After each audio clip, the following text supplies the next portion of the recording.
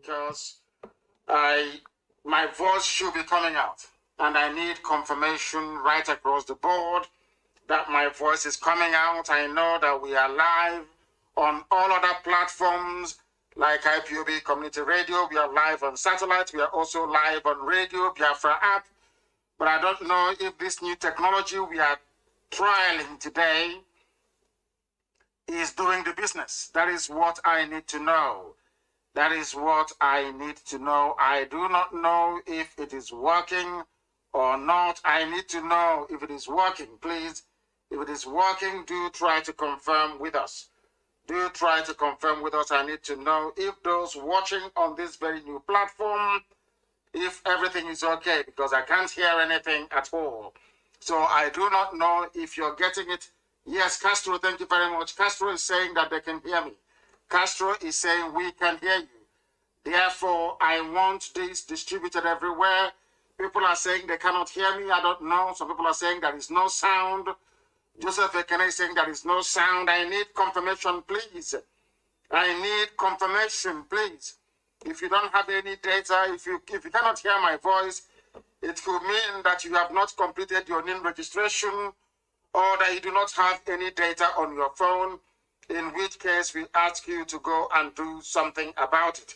Because I can assure you categorically that my voice is coming out, has been confirmed. Even Chinas has confirmed it. They say there is no sound on this page. But on other platforms, it is very clear. Those of them that have come on this very page to listen on StreamYard, they cannot hear anything. My secretary is saying that sound is coming out.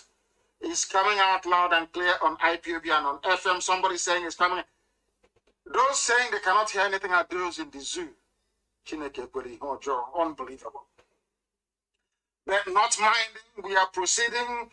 Please endeavor to share the links as widely as possible. It is an impromptu broadcast. People everywhere right across the face of this very planet, they are listening. They want to participate, and we want them to participate because we are live and we are direct.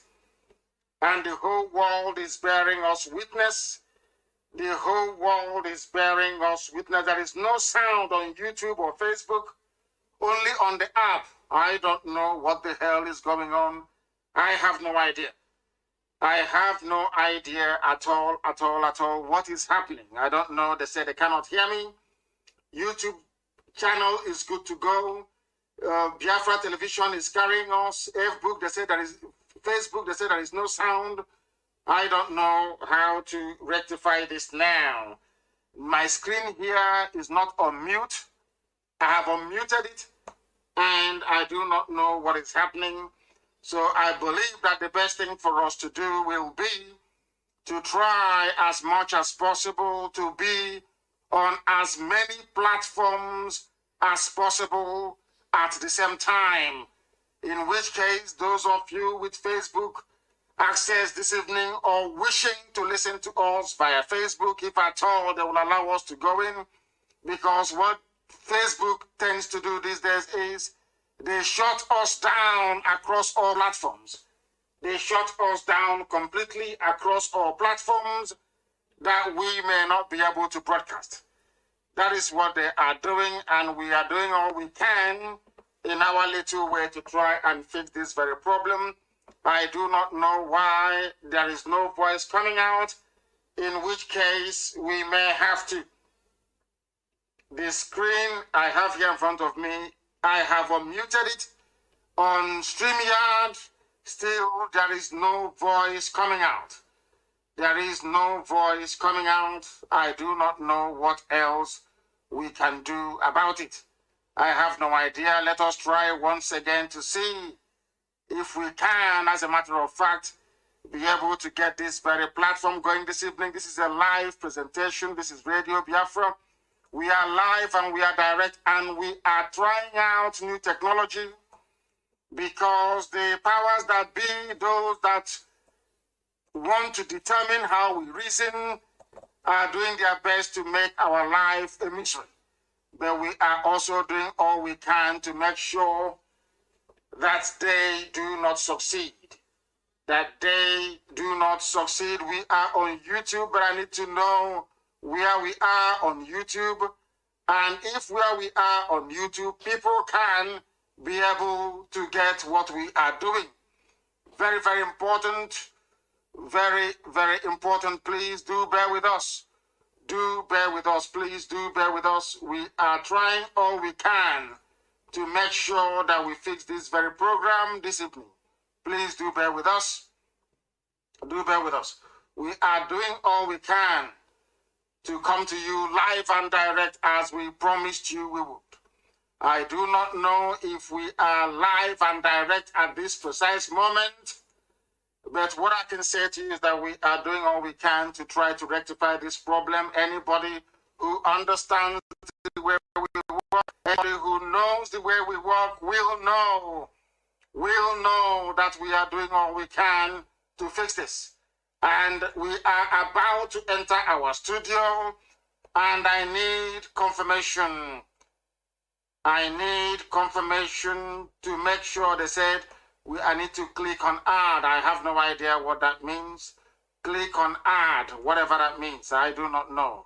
It says click on add, or else it may not come out. I have no idea. I have no idea what is going on, but let us try and go live right now to see if everything is going to work the way it is intended. We are live at this precise moment. I believe we have gone live, and I need confirmation. There is no mute here anywhere. Everything has been unmuted. I don't know if people can now hear us on those very platforms on StreamYard. Can you hear us? I need confirmation on StreamYard. Can you hear us, please? If you can hear me, please let me know. If you can hear me, please let me know. We are live on direct on a couple of places. They are saying, people say they are listening, but we need confirmation that the voice is coming out on StreamYard, because we are going to do a lot of things with this device. I don't know if Facebook have actually gotten to them. We do not know. We do not know. I need StreamYard, please. I need StreamYard. Can you hear me? On StreamYard, please. Because we are going to do many things. Because during my next broadcast, we are going to come live to you via my Twitter handle and also Instagram. So we are doing all we can to make sure that we are right for that very occasion. I want to know, I know that IPOB Community Radio is good. We know that things are happening. We are using StreamYard. So I want to know if people can hear me on StreamYard. But notwithstanding, we are proceeding because we know that our apps are working. We know that people are listening via that very platform. We must proceed with the time now standing at precisely 14 minutes past the top of the hour.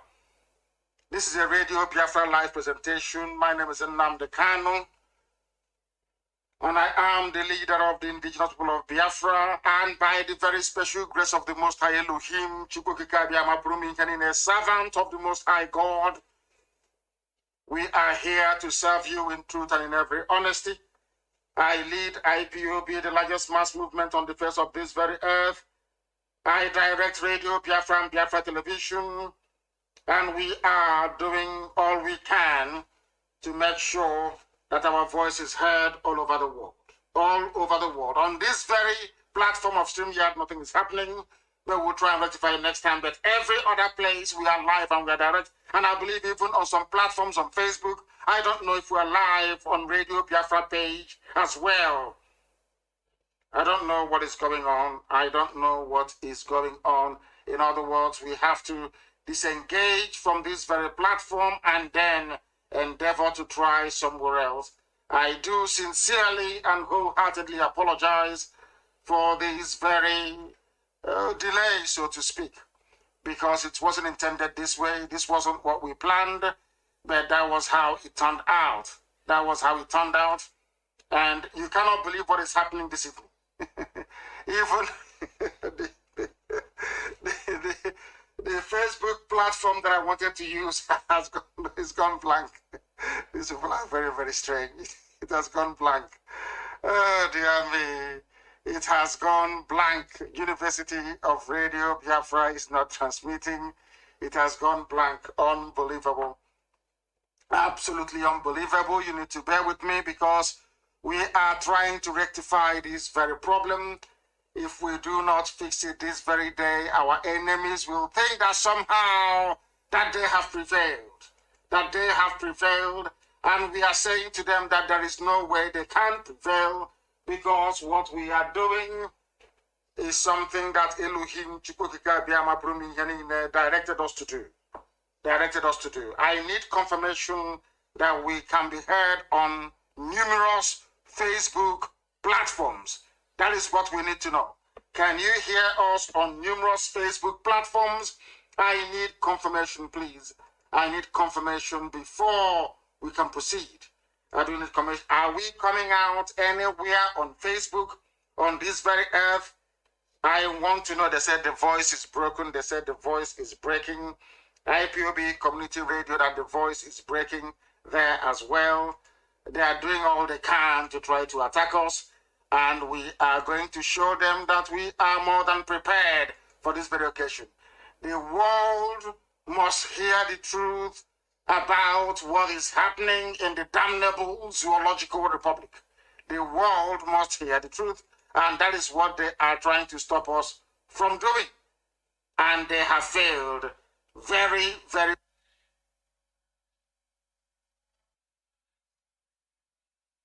It has gone blank. Oh, dear me. Hear the truth about what is happening in the damnable Zoological Republic. The longer you wait to learn how to and that is what they are trying to stop us from doing. And they have failed very, very.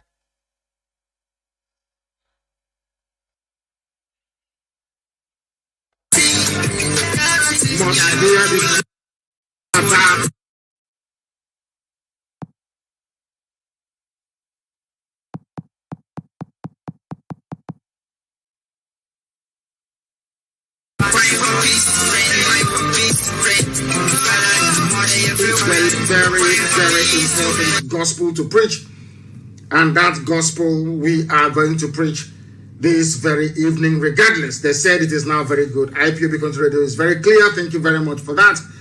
People must go down and download it.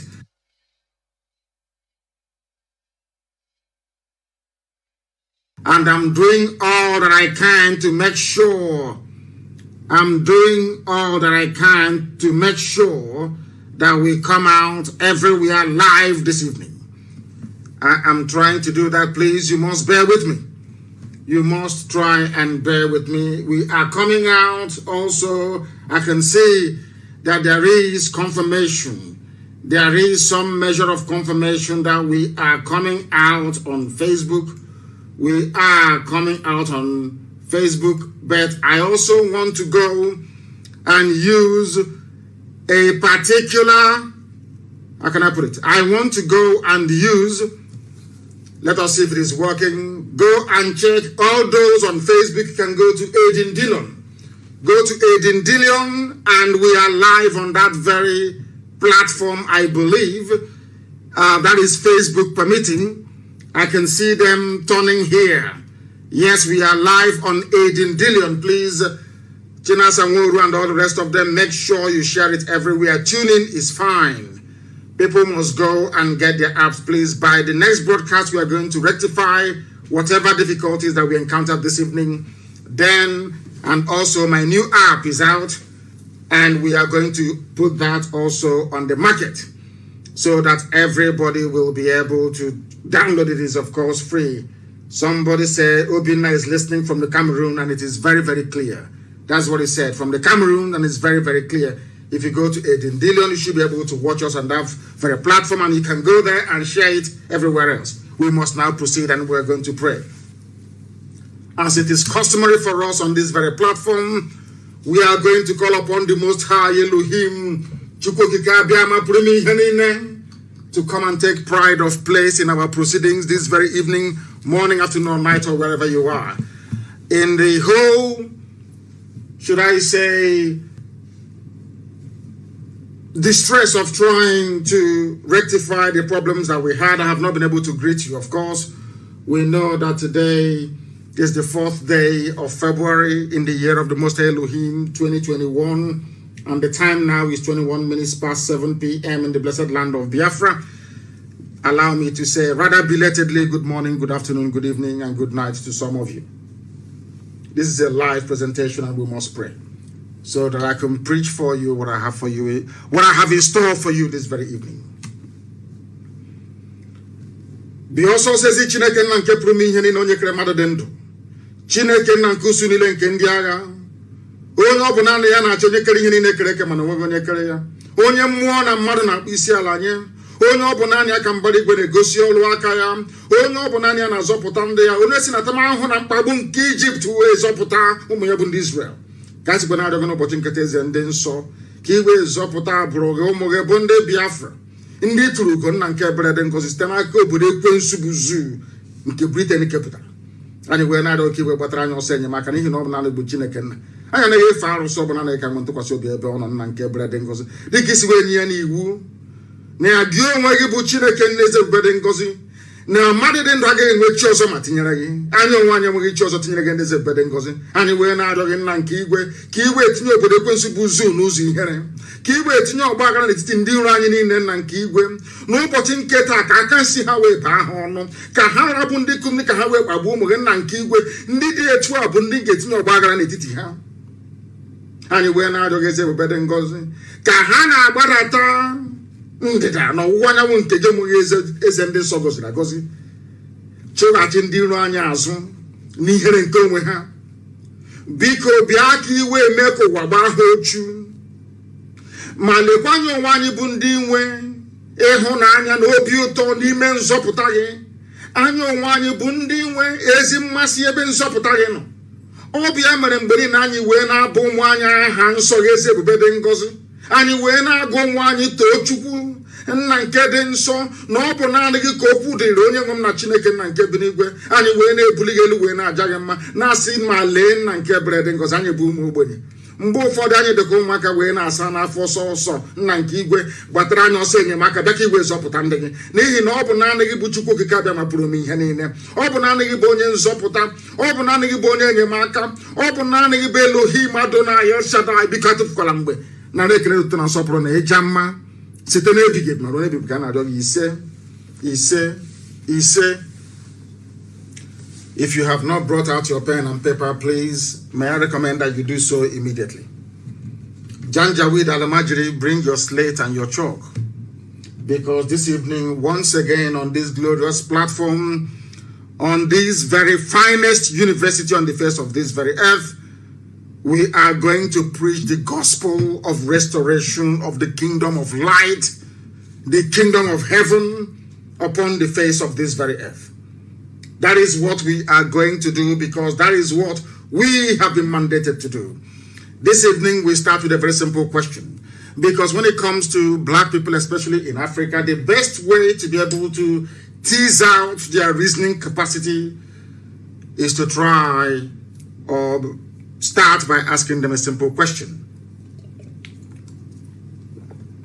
Our question this evening is this: are we prepared, those of you that call yourselves Nigerians, those ethnic nationalities trapped in the Zoological Republic, this evening, morning, afternoon, or depending on where you are, I want you to ask yourself a very simple question.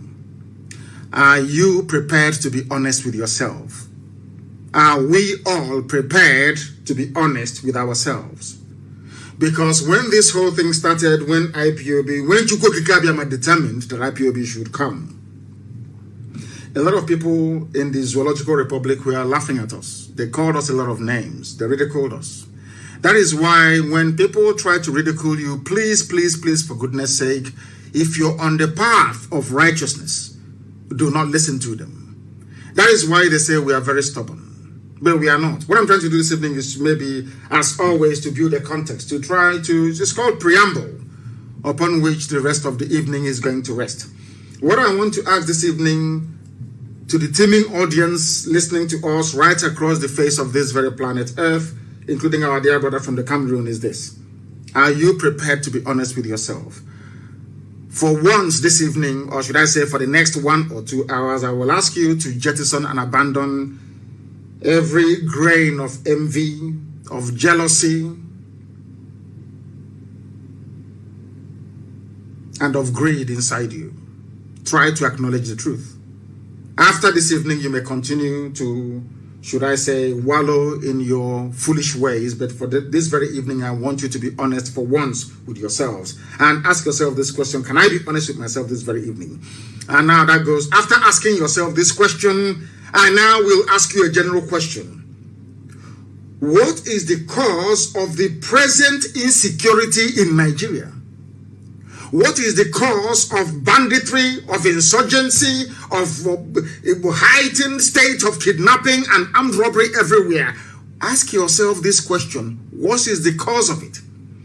And before you answer this question, please bear in mind that you have the army, they have guns. It's only in Nigeria that the army doesn't defend the borders. They use them to do police work. Ask them, please. You have the army. You have the police. You have customs, they also carry arms. You have the civil defense, they also carry arms, for your information. You have have I mentioned customs? You have what's it called? The Federal Road Safety Corps, whatever it's called, they also bear arms. You have agencies within Nigeria, should I call them security agencies? You have DSS, you have military intelligence, you have Navy, you have all these people. They all carry arms. But despite the fact that or should I say all of them are heavily armed, the right to kill or to determine who is to be killed exclusively rests with the government. Ask yourself why you still have insecurity in Nigeria. And look back a few years ago, or should I say a few decades ago, was it this way? Even under Jonathan, a highly incompetent and shambolic government, where things are as bad as they are today under Jonathan. These are questions you need to ask yourself. Should I say, bear that in mind. Are you prepared to be honest this evening? And are you also prepared?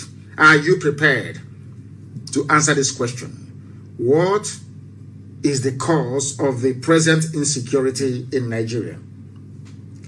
If you can answer that very question, then we are in business, so to speak. Because some of you may not know, or some of you know but pretend not to know, that the present problem in Nigeria is caused by the Fulani, should I say tribe or ethnicity or group. When I say, they say you're profiling. No, I'm not profiling. Because if you look at the way they approach all these issues in Nigeria, it tells you one thing, that they are in it, they know what they are doing. They are part and parcel of this very problem. Don't take my word for it. I don't believe in the zoo called Nigeria. I am not part of the damnable zoological republic. And I will never ever be. Not now, not tomorrow, not ever. Don't take my word for it. Take the word of the governor of Benue State. I'm going to play his voice in a minute. The same thing that Governor Autumn is saying now that everybody is jumping up and down for was what IPOB warned everybody about many, many years ago. In return, instead of love, what we got was their miscreants. They are looking for who to scam. They are scammers. They are criminals. They are Yahoo. They are this, they are that. And thankfully, you see, God in his infinite mercy chose those that would be in IPOB to pilot and to propel this movement forward.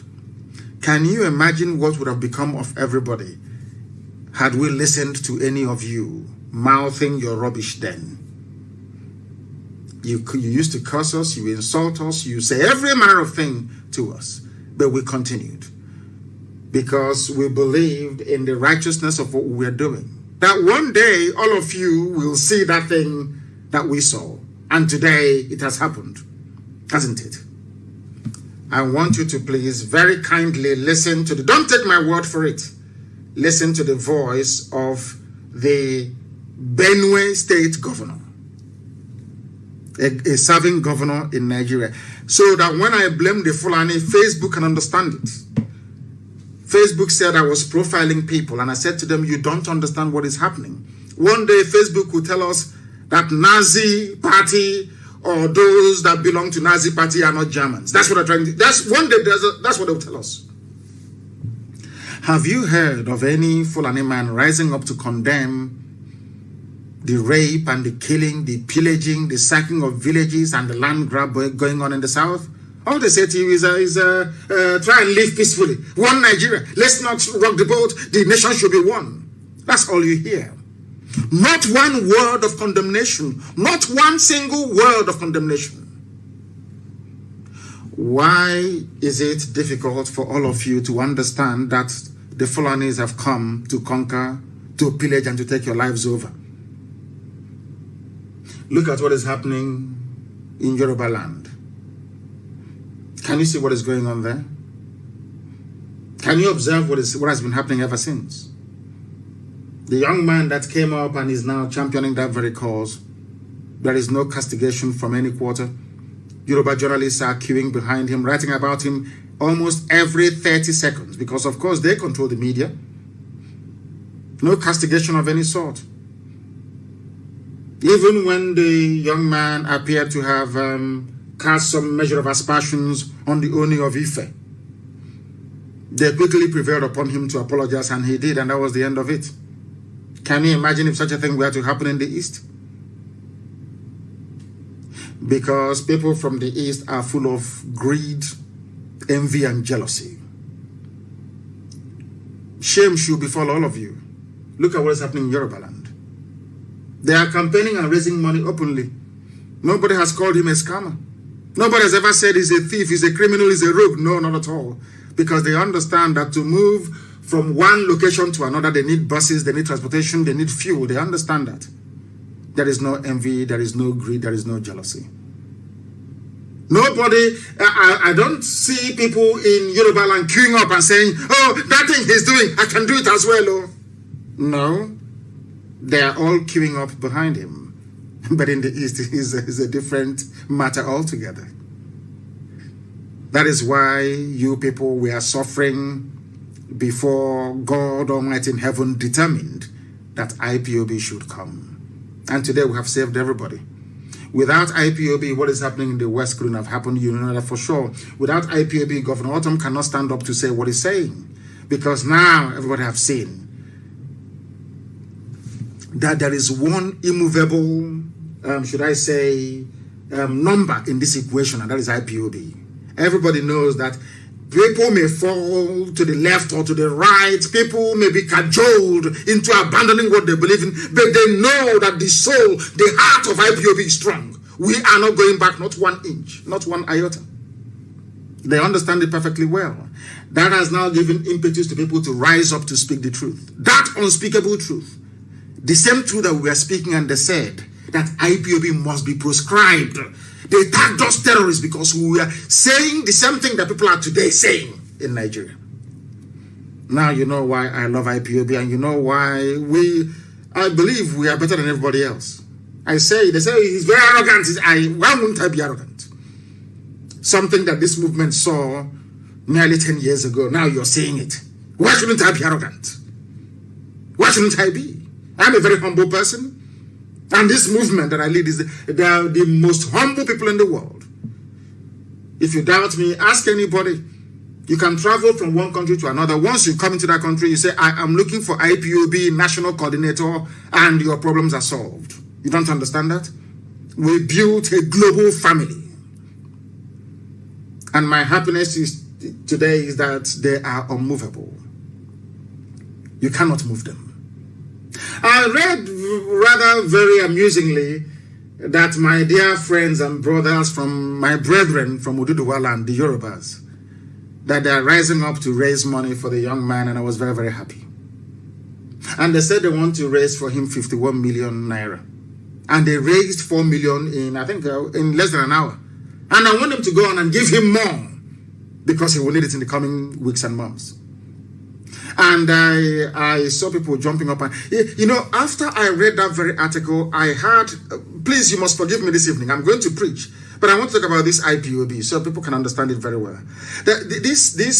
This noble family, I call them a noble family because unless you're in, you won't be able to understand what is happening. This noble family, you people, you contribute. Oh my God.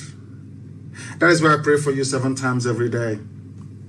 The same amount of money that people were jumping up and down to contribute today is what you pay only one consultancy firm in Washington every month. Every blessed month. I didn't say our lawyers, international, I said one consultancy firm alone.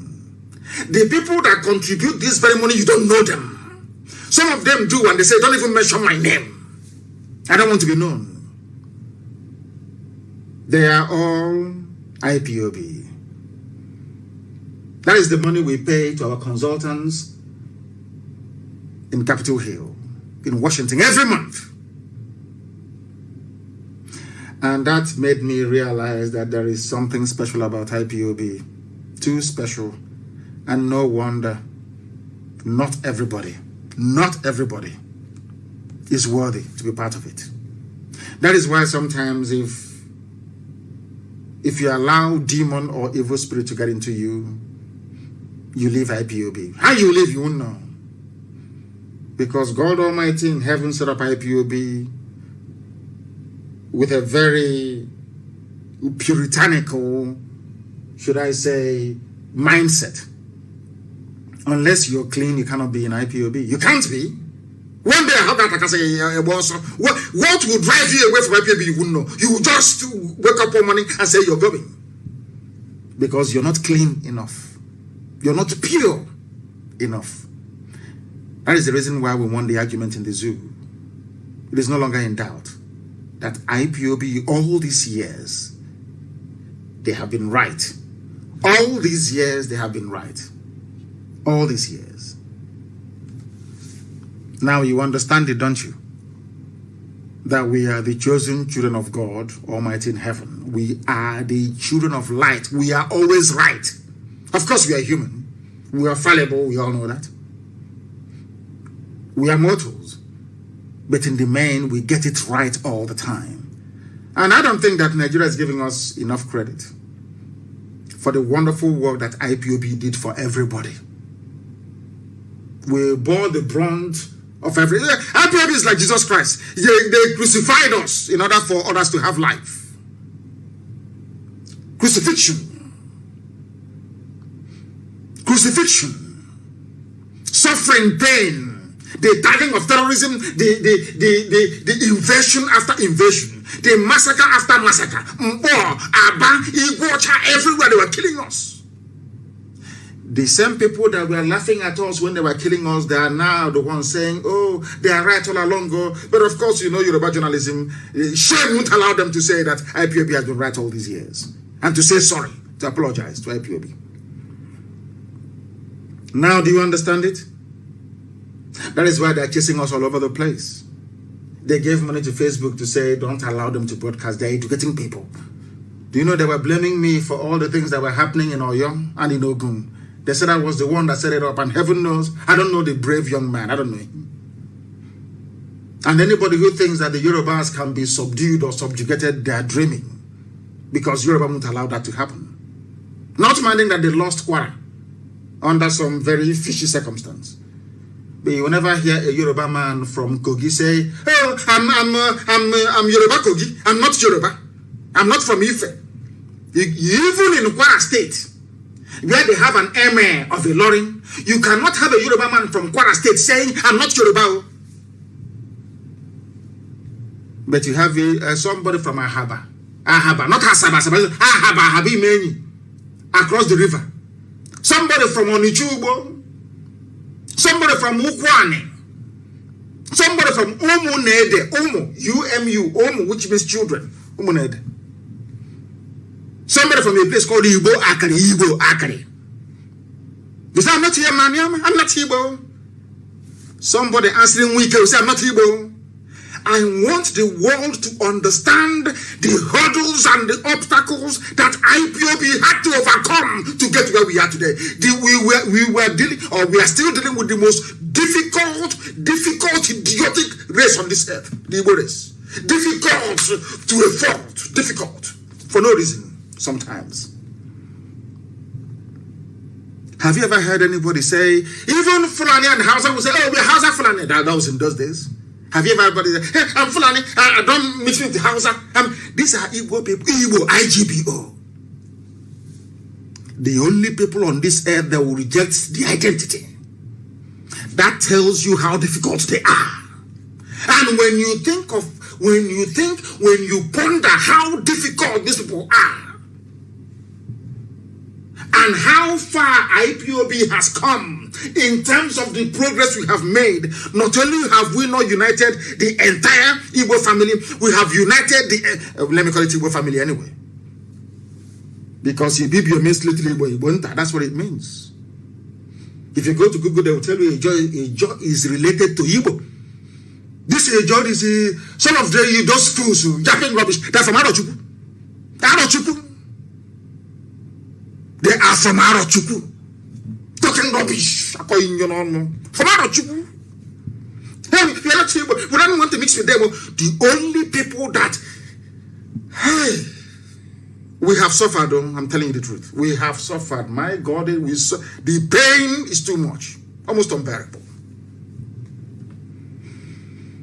A very, very stubborn race.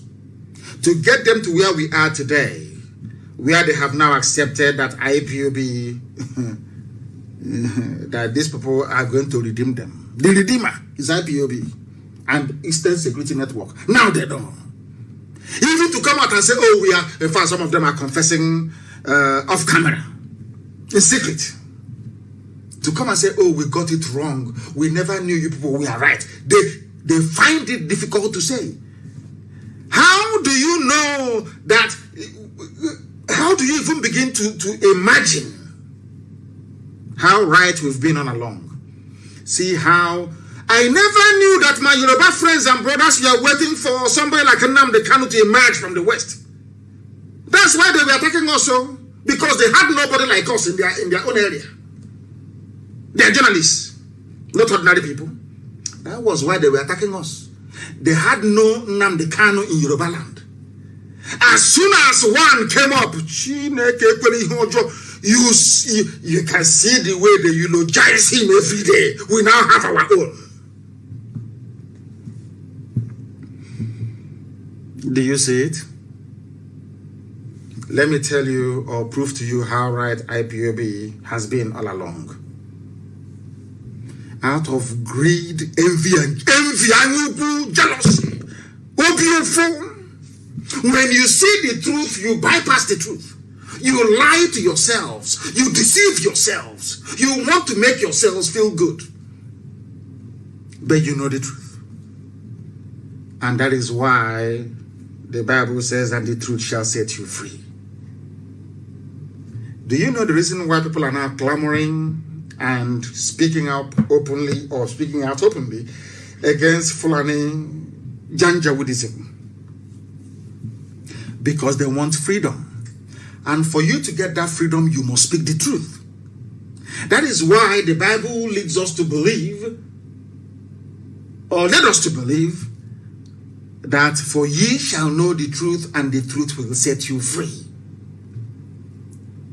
Without Autumn speaking this truth I'm about to play for you, his people can never be free. TV can never be free. Without Yoruba now realizing that IPOB has been right all along, they can never be free. They must speak that truth for freedom to come. That outspokenness. Even somebody telling me, even TV people are now saying, who's going to be our own Nnamdi Kanus? That is the truth. To prove to you that God Almighty sent us to come, not man. And you remember I used to tell you, at the end of the day, we win. Eventually we win. It doesn't matter how you look at it. At the end of the day, we win. At the end of the day, Biafra must come. And once Biafra comes, some of you, your job is done. Mine will continue. I don't want to hear the name Nigeria. The way they erased the name Biafra from history books, from geography textbooks, is how I want the name to be extinct. The name Nigeria will not exist. Once Biafra comes, some of you can move on, but I will remain to make sure that the name Nigeria is buried, never to rise again. The voice you're about to hear is the voice of the sitting governor in Nigeria. His name is Autumn. You will hear him now to know that we are always right. Lord have mercy. This IPOB. If you don't respect, love IPOB or fear IPOB, what are you going to fear on this? Which other phenomenon on earth will you be afraid of? If you are not afraid of IPOB, if you don't love and revere IPOB, what else can you revere on this earth, I ask you? People that saw something 10 years before some of you woke up, told you that I told you they are coming. I didn't miss words. I said they are coming with every certainty. They are going to come. They will kill you. They will rape you. They will take your land. They said I was a warmonger.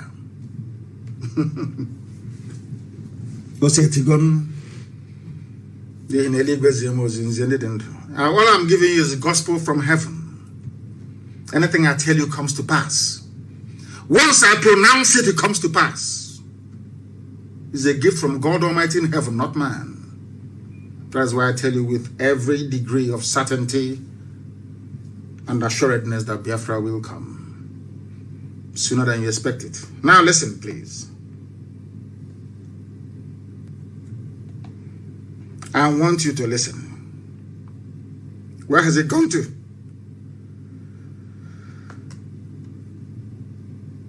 I don't know why is everything today under attack for some reason. I have no idea what is going on. Everything was okay. I tested it before I came on. Now to hear the voice, or maybe channels television, maybe they've pulled the whole thing down. I want to play the voice of a governor for you, a Nigerian governor, so you can hear him and what he has to say about Nigeria and who is responsible. Remember the question that I asked you before. Who is responsible for what is happening in Nigeria today? The reason why Facebook took down my page, because I told them who was responsible. I told them who is presently responsible. And I told them who will be responsible in the future for any future mayhem or killings. I want the world to listen to us very, very carefully. Follow what we are telling you very, very carefully, because the truth cannot be hidden. You cannot hide the truth. Who are you to hide it? You cannot hide it. The truth must be spoken. And that is exactly what we are doing here. That is what we intend to do.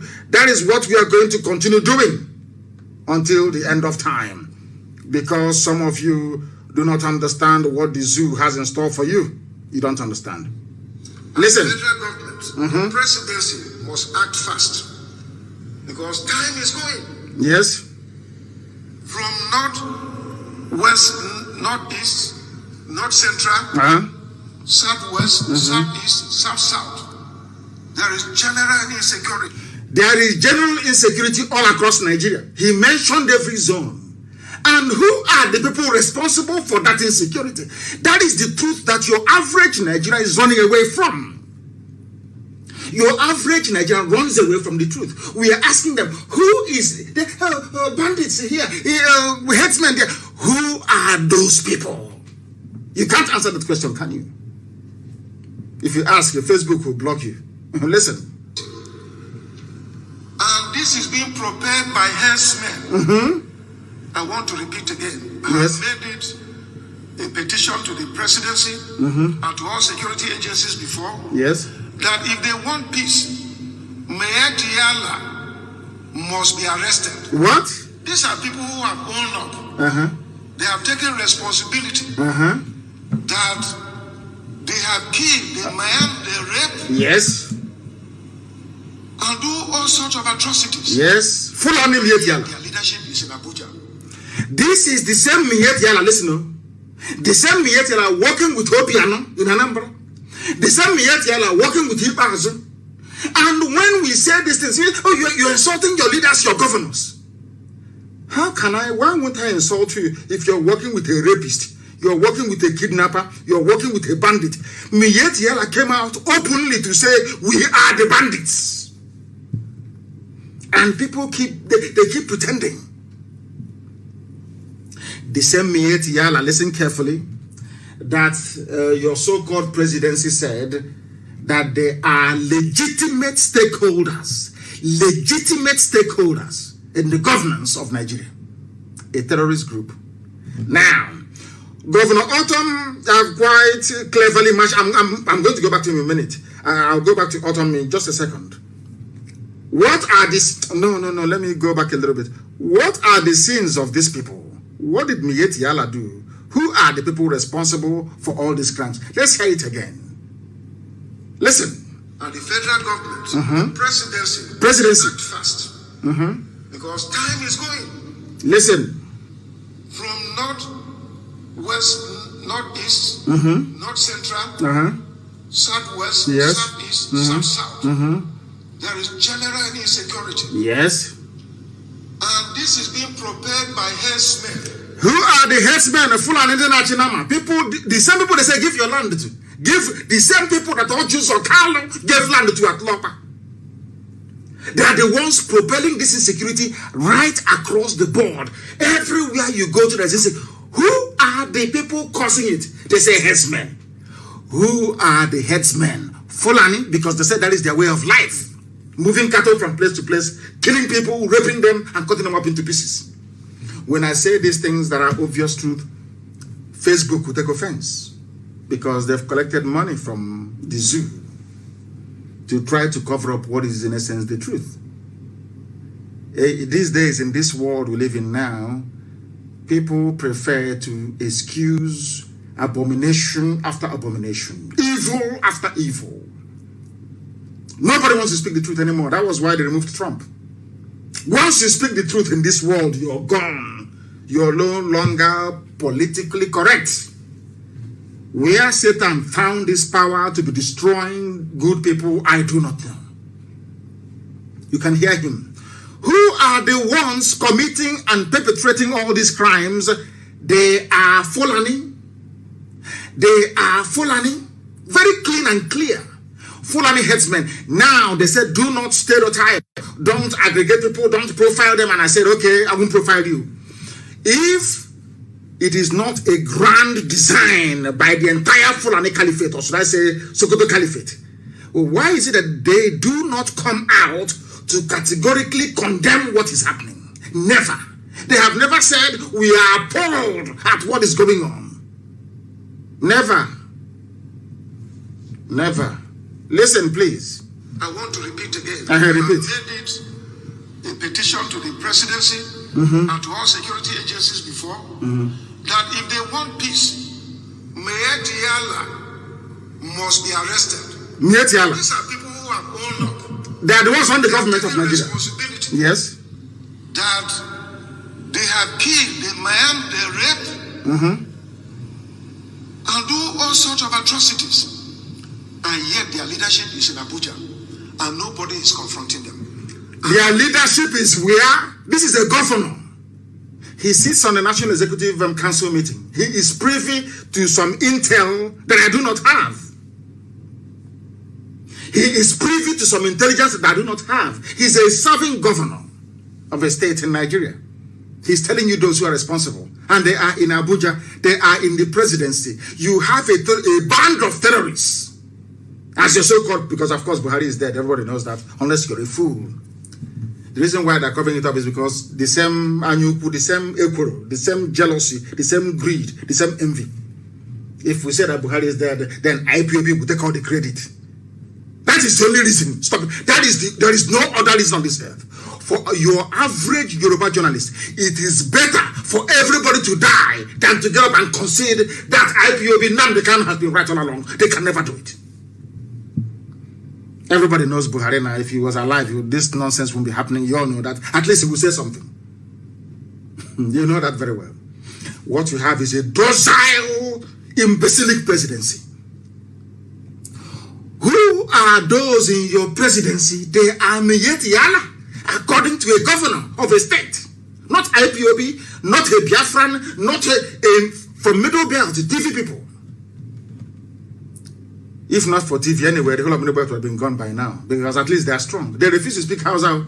TV tell them we can't speak Hausa. We have TV language. We can't speak that to Hausa. We can't speak it here. Go and ask. Do your research. Very well. People are there, and the so-called presidency. Please Google it somewhere. Presidency came out a few days ago and said, you must respect Haneze, Pandev, you must respect Mieti Alao. The same Mieti Alao, a serving governor, is accusing of masterminding rape, mutilation, slaughter, land grab, general insecurity. Are you listening? You know, Fulani, I want all these idiots that call themselves intellectual. If you go and swallow dictionary and you write rubbish, you claim you're an intellectual. Idiots on social media, fools. From the East especially. In the Okacha, they think they know something, but their brains are empty. Do you see how Fulanis defend their own? Even a Fulani presidency is defending a band of terrorists that they themselves said are from Mali, from Niger, from outside Nigeria. Can you at least learn something from them? Can you at least learn something about, of course, asking an Igbo man to abandon envy and jealousy is very difficult because it's part and parcel of their nature. That's how they are born. That's how they are wired. Naturally very envious, naturally very, very jealous. I need you to understand this very clearly, please. A band of terrorists, they have their own in power in government. They are supporting them. That is why they are moving, because they have the support of their people. That is why they are moving in everywhere and taking over people's land. But you people in your so-called you claim you're intelligent, that I was an idiot I saw doing a video. Hey, Isiquato is in trouble. Hey, Isiquato, get us somebody like a Sunday, let him come to Isiquato. What idiot? He's an Omwanya, taking money from Okezi Bazu. That was why he couldn't mention IPOB. That is how envious, the destructive, should I say, the envious nature in an Igbo man. It is better for him to die than for somebody else to take glory for something that that person worked for. It took Yoruba and every other person to rise up to say, Eastern Security Network is doing very well. For them to now say, they're doing very well. I will never forget. The first people to endorse Eastern Security Network is Afenifere. But Johannes was there. Pandef is there. They will never. And you put jealousy. Hey, why must it be them? Why them? Why not us? That is why, instead of an Easterner to be in a good position in Abuja, is better that for them is better that somebody from Bauchi takes it. Why was it possible that they removed Onoyen and they did nothing? Absolutely nothing. Zilch, zero. They removed this man from, give me his name, from Bayelsa, the DGDSS. From Bayelsa, broad daylight, they removed him. Lift township from Abuja. He ran back to Yenagoa. Did you do anything?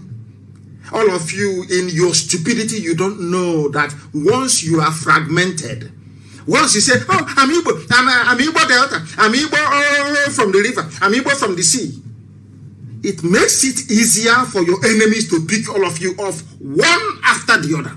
One after the other. You cannot do anything about it. It is called stupidity, believe, idiocy, and foolishness.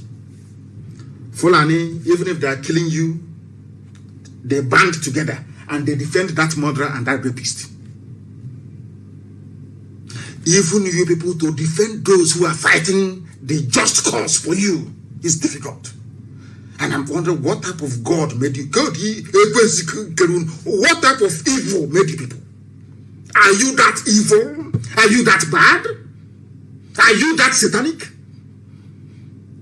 That you deny who you are? Your name is Nyesomwike. You deny who you deny yourself because of self-hate. Clean Ogorena, let me see. It's better for you to go to Sokoto and give them 500 million than to pay workers in your state. That is how evil you people are.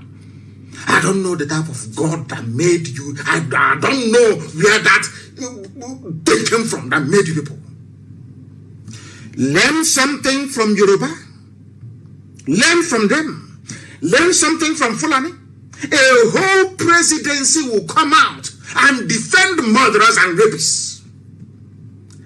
Even the midget from Kaduna, El Rufai, that started this whole insecurity rubbish in the zoo, is not governors do something. Everybody is entitled to it because they hate IPOB. They hate Nnamdi, and I will tell you why this evening. Because without IPOB, without Nnamdi, Autumn couldn't have been saying what he's saying today. Yoruba wouldn't have had the courage to rise up. That is the truth. If you like, let us of course one eat you up, but that is the fact. We gave them the backbone to stand. That is why Fulani hates us with a passion. They said these people, they have scattered our plans. They wanted to be in your bushes and in your forest until 2022, then they unleash mayhem. Britain will come and say, okay, they're all Nigerians, anybody can stay wherever they are. And they start building their mosques in our land. By the time you know it is over for you. Don't you understand? Chukwukika Abiyama asked us to go in 2012. I see what is about to happen. Go and stop it.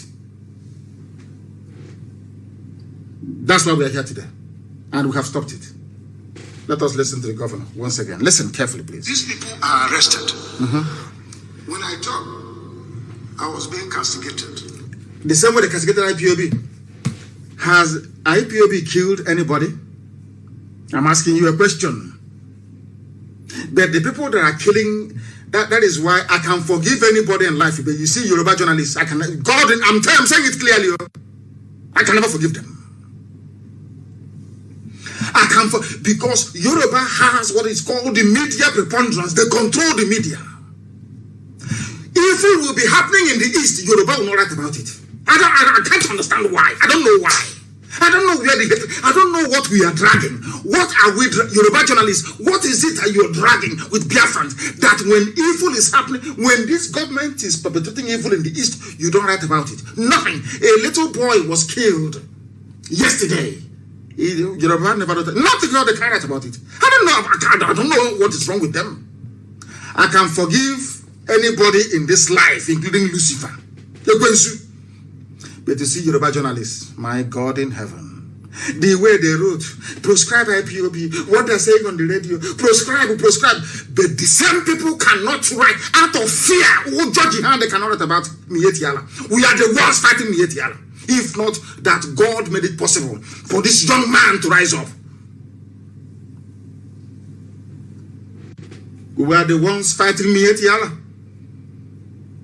And that is why the coming of the young man made it possible for the world to now see that, yes, IPOB are not the only mad people there, or maybe there are madness elsewhere. Then they started to investigate. They now realize that Fulani is the problem.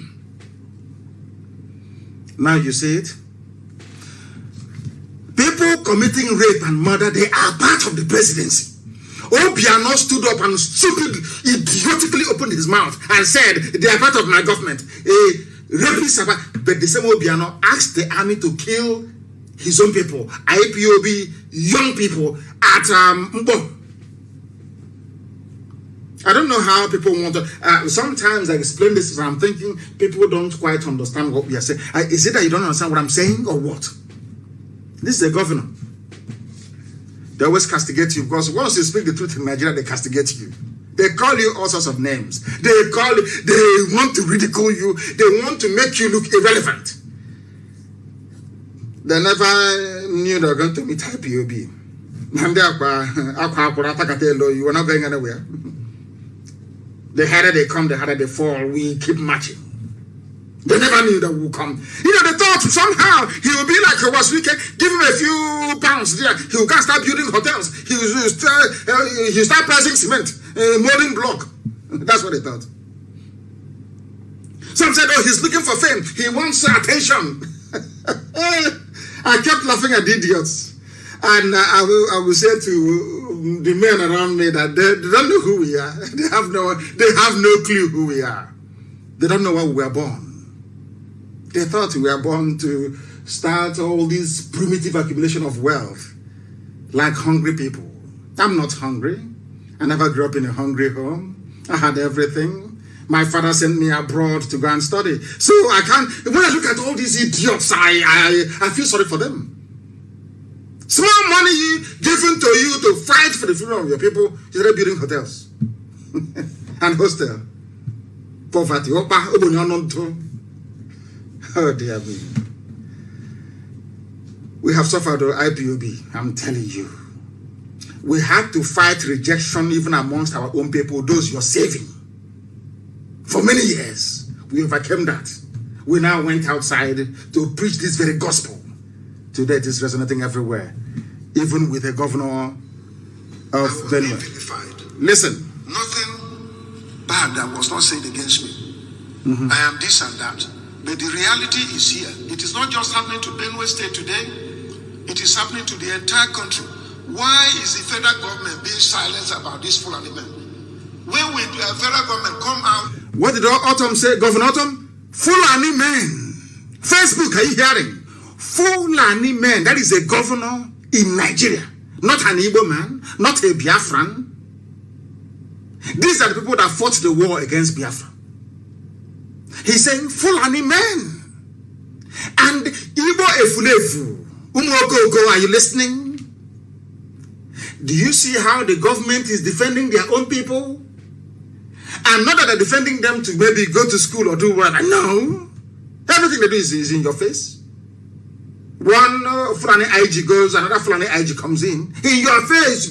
It's called Korokoro. You'll be seeing it. You cannot do anything. Because you spent very many years selling yourselves down the drain. You now have no face to stand up and to say, what you're doing is wrong. Because if they give you 2,000 naira data, you claim you're an intellectual. That's what I call it. Intellectual. That's what I call them. Well, intellectual in Enugu will be writing rubbish, writing nonsense. After writing garbage, they give you 2,000 naira. Ike Brahma to give you 2,000 naira a week to buy data. Ah, dear me, dear me. Yoruba, they proscribed IPOB. But when they want to write about rapists and murderers, they say, whatever it's called. And you want me to forgive such people? I can never forgive them. One of the setbacks of Nigeria is Yoruba journalism. I say it openly. Yoruba journalism is evil and wicked. Evil and unless that thing affects a Yoruba person, they will never write about it. Never. Never, ever, ever. The height of wickedness. The height of wickedness. I don't know if they want all of us Biafrans to be wiped off from the face of the earth so they can share our land with the Fulani. I have no idea. Yoruba journalism, I don't know what got into them. Very evil and wicked people.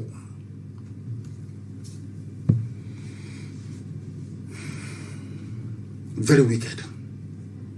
Today, as you're busy transporting your wickedness to the east, Fulani was coming and taking your land. You know, you're not doing it. Because of your wickedness. The wickedness you have towards the east is so much that even when Fulanis were coming to take your land, you couldn't see them. You became blind. Because you were very, very envious. You and the intellectuals in Igbo land. Writing rubbish. Every blessed day. Writing nonsense. Ask them to come and do what Nnamdi Kanus, then they cannot do it. Okay, bring people, come out on the road, let's see how people, they cannot do anything. All they do is that, writing rubbish every blessed day. Proscribed, the outlawed group. Satan, not God, Satan will punish you people. Satan will punish, and of course you're suffering now. Are you not suffering? The people who are killers, they are saints. Those who are saints, they are demonized. That's what Autumn is saying. Let's hear him, please. And criticize and arrest herdsmen carrying AK-47. Carrying what? AK-47. And I asked somebody, I asked Facebook, I asked all these intellectuals, I asked all these fools, and I asked them a simple question. Somebody is in your farm raping your mother with AK-47. How do you activate self-defense? With a cassava stem? Don't militarize. Nobody has monopoly of violence. But the violent man is raping my mother in the farm. How do I stop him from raping my mother? You cannot answer me. He has AK-47. Please answer that question, please. I'm begging you. Do you see how foolish people are in the zoo? That's why I call Nigeria a zoo. I say it's not an insult. It's for you to wake up to see how idiotic your reasoning is. Somebody is raping my mother in the farm, cutting my sister into pieces, taking my land and destroying crops. I'm asking you a simple question. How do I defend myself? He has AK-47. You say I should go and protest. I should write to EU. I have written to EU. No reply. I came out to protest. The same Fulani in the army and police will shoot me dead. What do you expect me to do?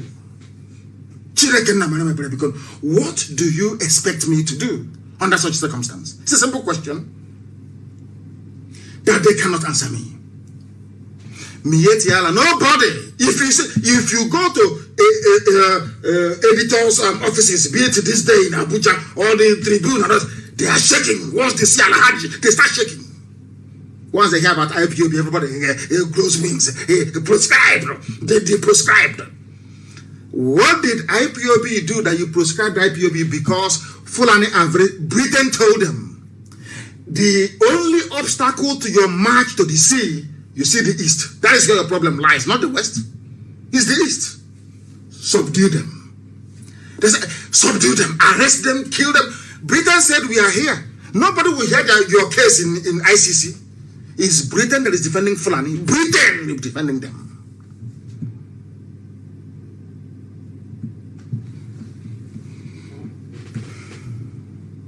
Britain. Nothing will happen. Go to the east. Once you go to the east and you get them, then the west will fall.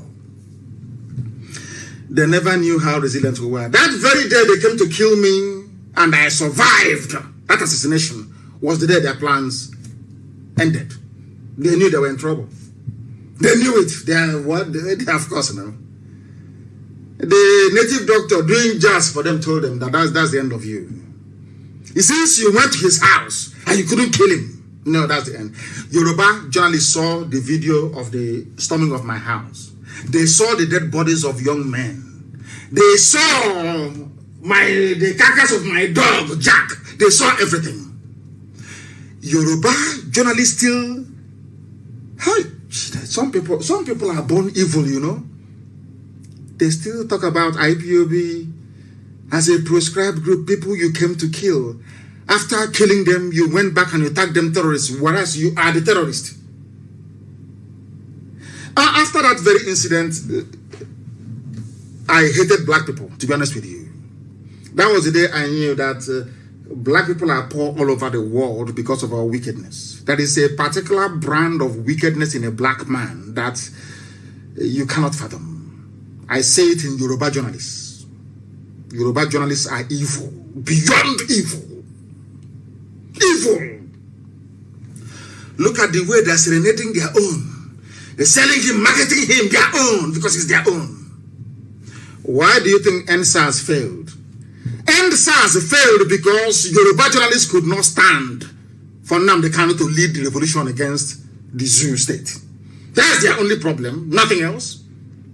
After all, NSAS was almost dead until I went on air to start gingering people, or people started phoning in. Isn't it? Am I lying? But instead of Yoruba journalists to say, allow this man to lead this revolution. Oh, no, he's an Igbo man, no, Biafran Bamba. No. We don't want him. OTO, they said no. Instead of Nnamdi Kanus to lead NSAS and finish Nigeria, bring Nigeria down, it's better for all of us to be suffering. And after that, 2 or 3 months, Fulani was in their forest, raping and killing. Do you understand it? Evil begets evil. Listen to, we're only playing Autumn's this thing. Are you listening? Governor of Benue State. Governor of Benue State. Every newspaper, scores killed, people killed, everywhere. It's no longer news. The people I hold, it may sound bizarre.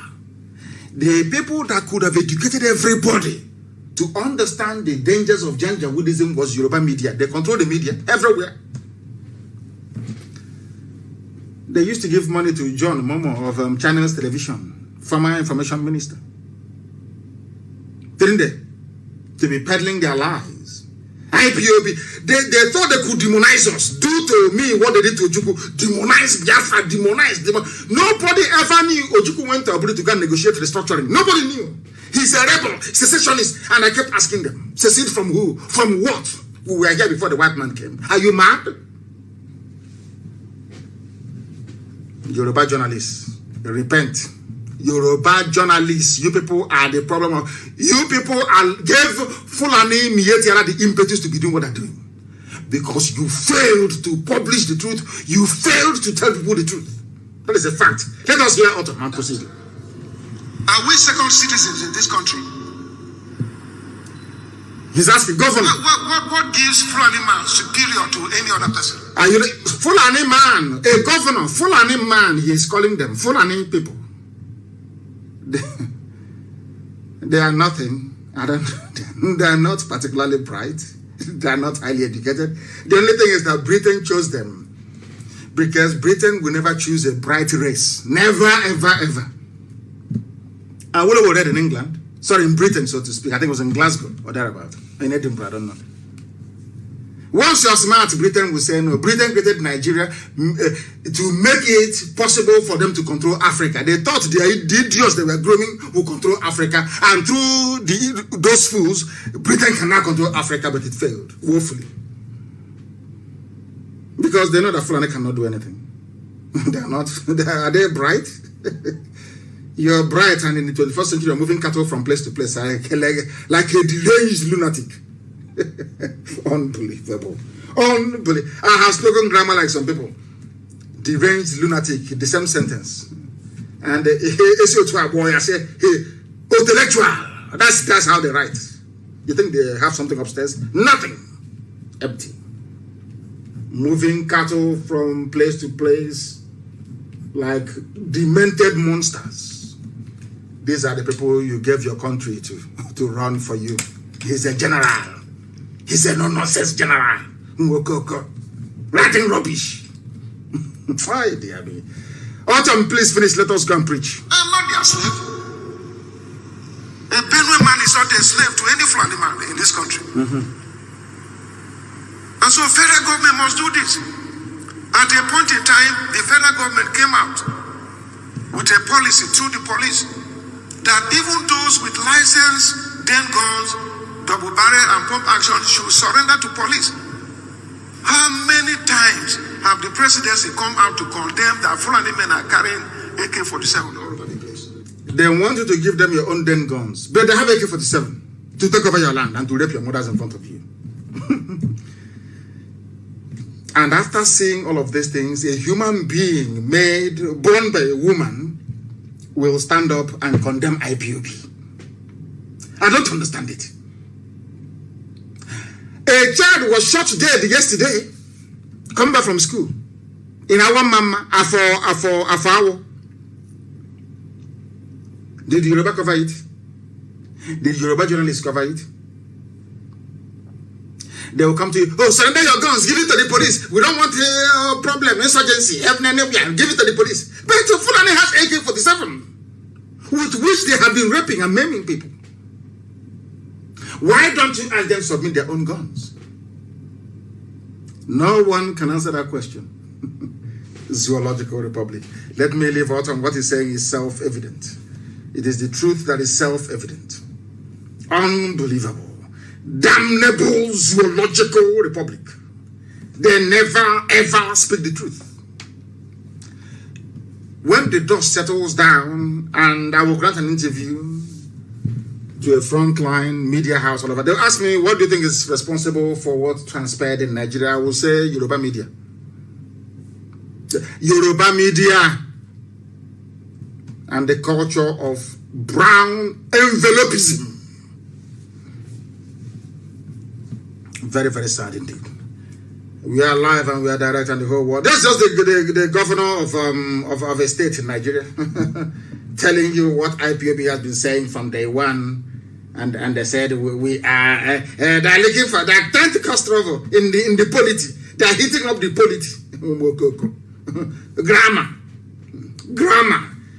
Also to go now everybody knows that we are right. Have always been right and will always be right. Now listen to me very carefully this very evening, please.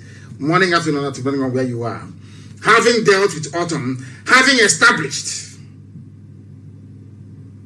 that Fulani is the problem, when will they arrest all these AK-47 wielding terrorists we find every day in our land?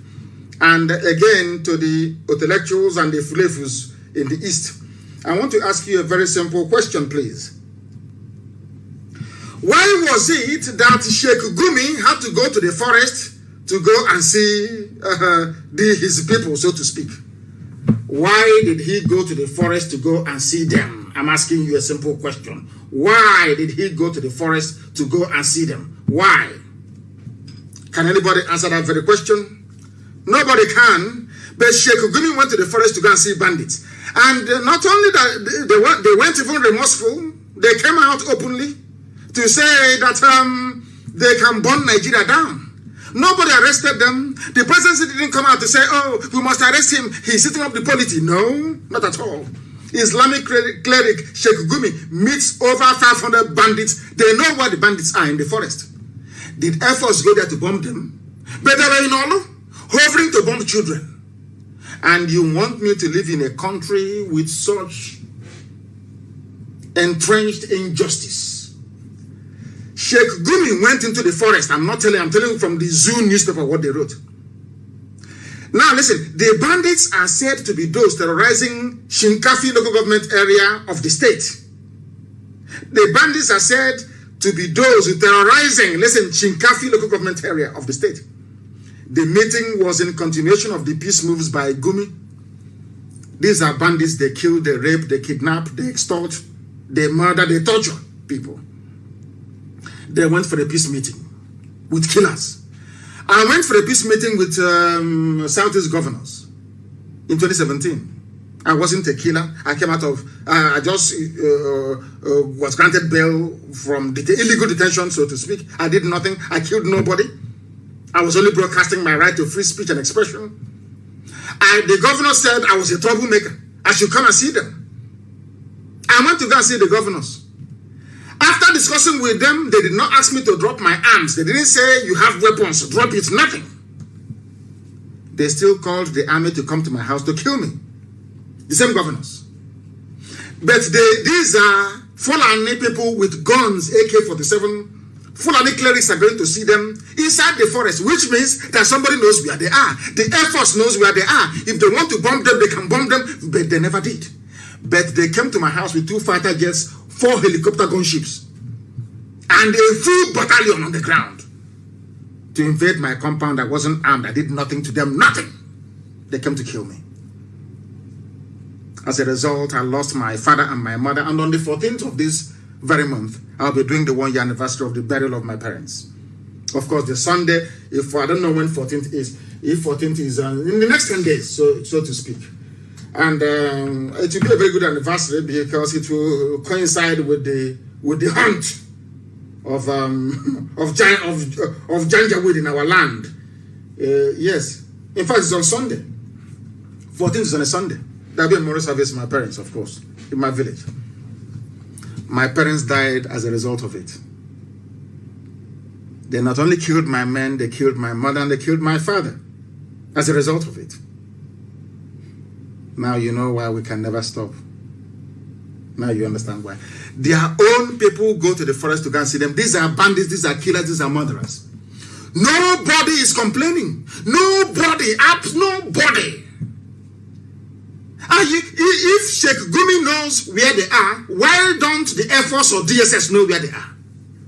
If you go to the papers every day, it's one useless group, one amorphous group, faceless group. They'll say, IPOB, Nnamdi, don't divide our unity. So they can conquer me. With the help of the British, they will conquer Biafra. And when we write our memoirs or when we die in the next 6th generation, they will say what happened. They said no, they were being nice, as the Hausas were, and the Flanders took them over. Now listen very carefully, please.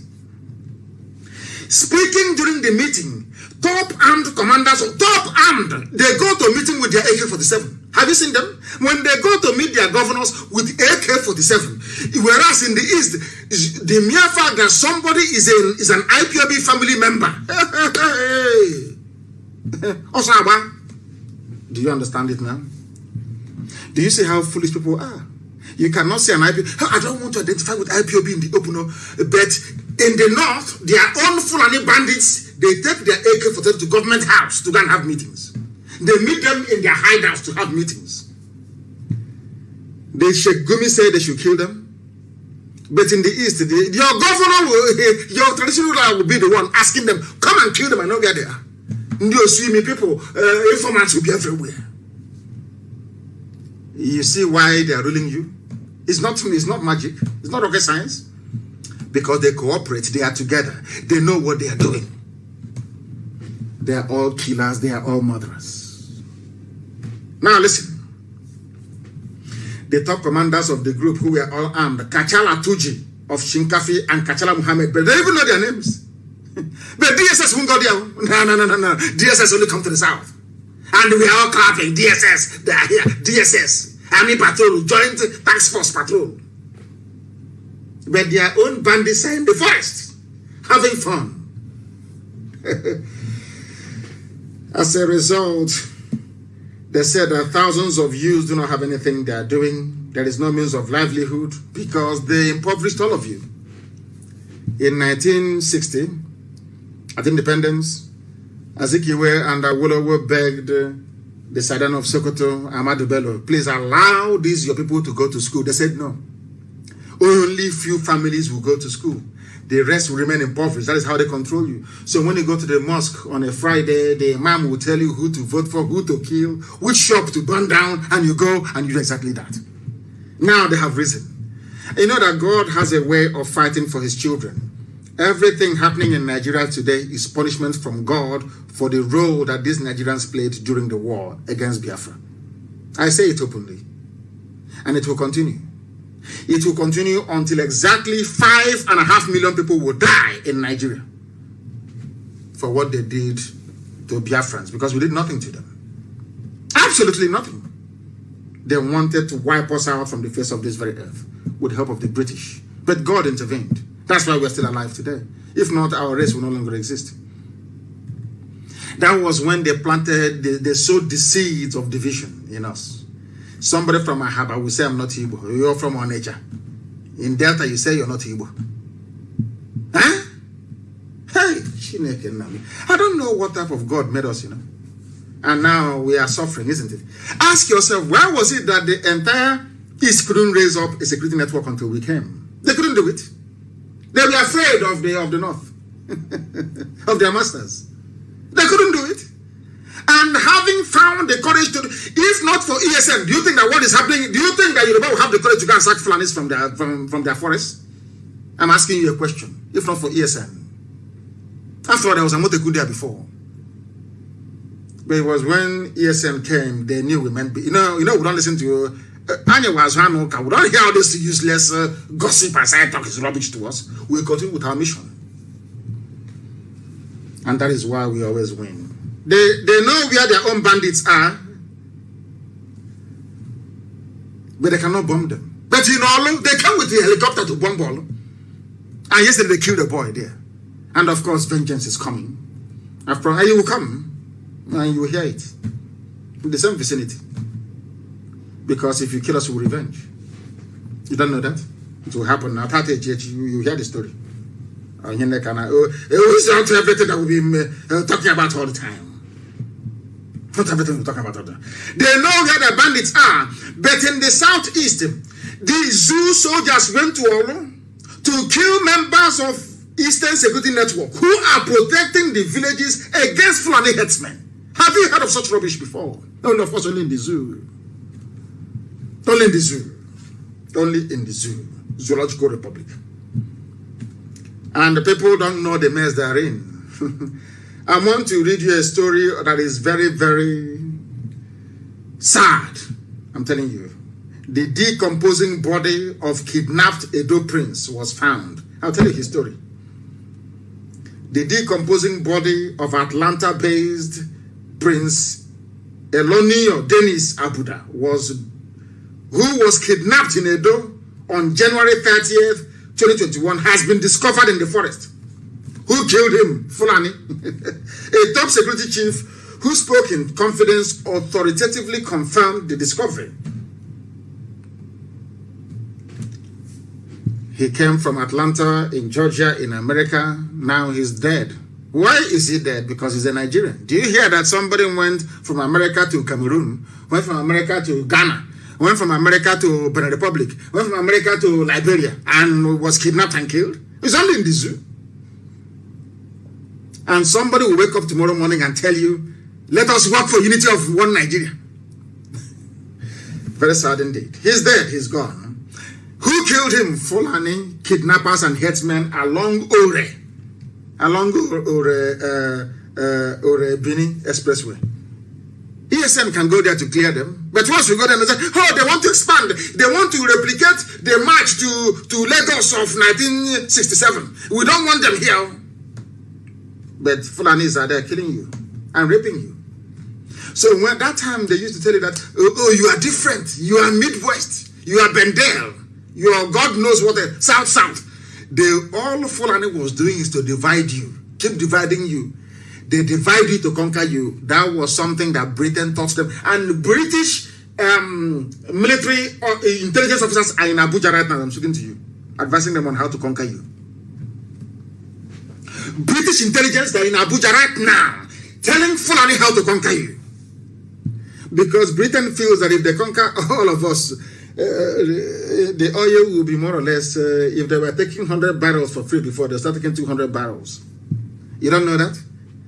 It's the conquest of the intelligent by the unintelligent. That's what they do.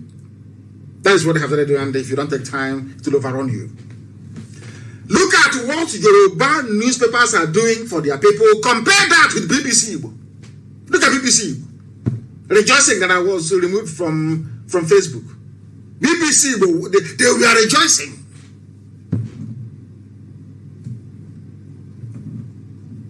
They were BBC. Hi. Oh, dear Lord, have mercy, have mercy, have mercy upon us. The same people, BBC was there during the genocide against Biafrans. At the end of that very encounter, we lost 5.5 million people. The second worst genocide in the history of man. Only behind the Jewish Holocaust in Europe. It was swept under the carpet. No commission of inquiry, no international investigation, nothing.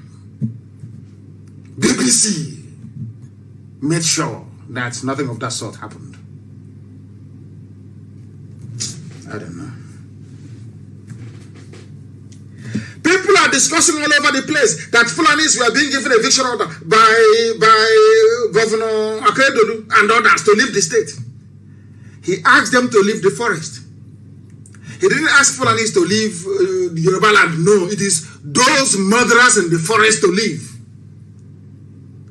But you have people now who are busy protecting them, who are busy covering for them, saying no governor has the power to evict other ethnic group from the state. And I ask you, are Igbo people living in Kanu, are they living in the forest? Are Yoruba people living in Bauchi, are they living inside the forest? And by the way, isn't open grazing banned in the zoo? I read one of them saying, give us money to buy land. You know, there are some debates they have in the zoo that makes you wonder if they're human beings at all. Are you sure they're human beings in the zoo? Of course, they're zoo animals. And that's what gets some of them. That is what actually gets them to become very, very upset with us. Do you know what frightens, well, not what, do you know what pains me about Fulani and Nigerians? Is that Nigerians are very docile, they're very cowardly, they're very foolish, and they're very, very reticent. Now listen to this. Exercise firm action against anarchy. El Rufai of Kaduna State. The same, you know, people are so funny, you know. The same El Rufai that brought Fulani bandits from the Sahel and assembled them inside Kaduna State. The same man that told you that he paid them money to stop killing, that he went to their houses in Niger Republic and gave them money to stop. Are you people, this Nigerian, these people they call, are you people normal? Are your brains working at home? This is the man that brought this insurgency. Him, the midget, El Rufai. Because Britain assured them that they are there, nothing will happen. Go, take any land, go to TV land, take the whole of Benue, nothing will happen. Britain assured them.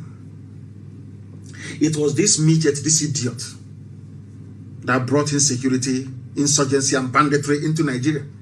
Now, having firmly planted their people in every forest in the south, they are now telling you, every governor, take action. Look at this idiot talking. Is he the president of the zoo? Of course he is now. He should come out openly so I can curse him and he will die. They're all dead, all of them. I will curse him. You let him come out and say he's the head of the cabal now ruling the zoo. Some of you are so daft anyway and very naive. I saw Buhari. I went to see Buhari. Which Buhari did you see? Which one did you see? Where is Aisha? Where is Aisha Buhari? I'm asking all of you. Zoo people. Where is your so-called first lady? Where is she? Because she's not an Igbo woman. If it were to be Patience Jonathan now, Yoruba media will have a field day. They will write and write and write. But when it comes to Fulani, they are cowards. Timid cowards. Pussycat. They run away. They are cowards. They are cowards before Fulani. Look at the way they took Patience Jonathan to task when she was in office. They were writing about Patience every day, making mockery of her. Where is Aisha today? She's having a good time with her boyfriend in Dubai. All of you dimwits are busy foolishly writing your junk as always. I feel sorry for you people.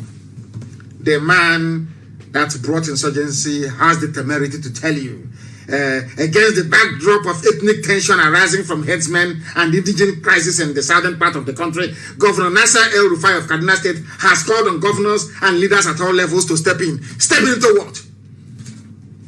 This was what I told you that Britain had in mind. IPOB stopped them. Only IPOB.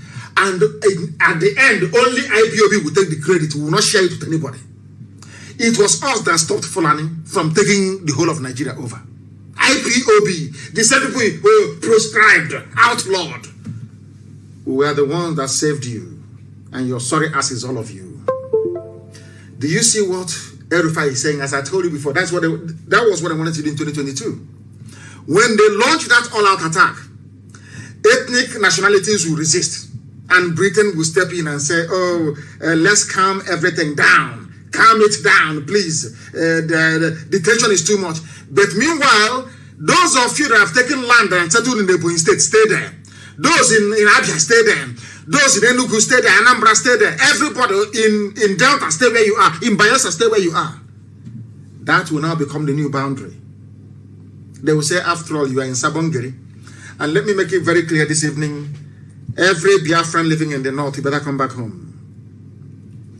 Allow me to repeat very clearly and tell your people who are there, every Biafran in the northern part of the zoo, you better come back home. They are using you people to blackmail us. They say, oh, you have people in Kanus, you have people in Kaduna, in Zaria. We are not going to stop. Anything that happens to you in the north is your business.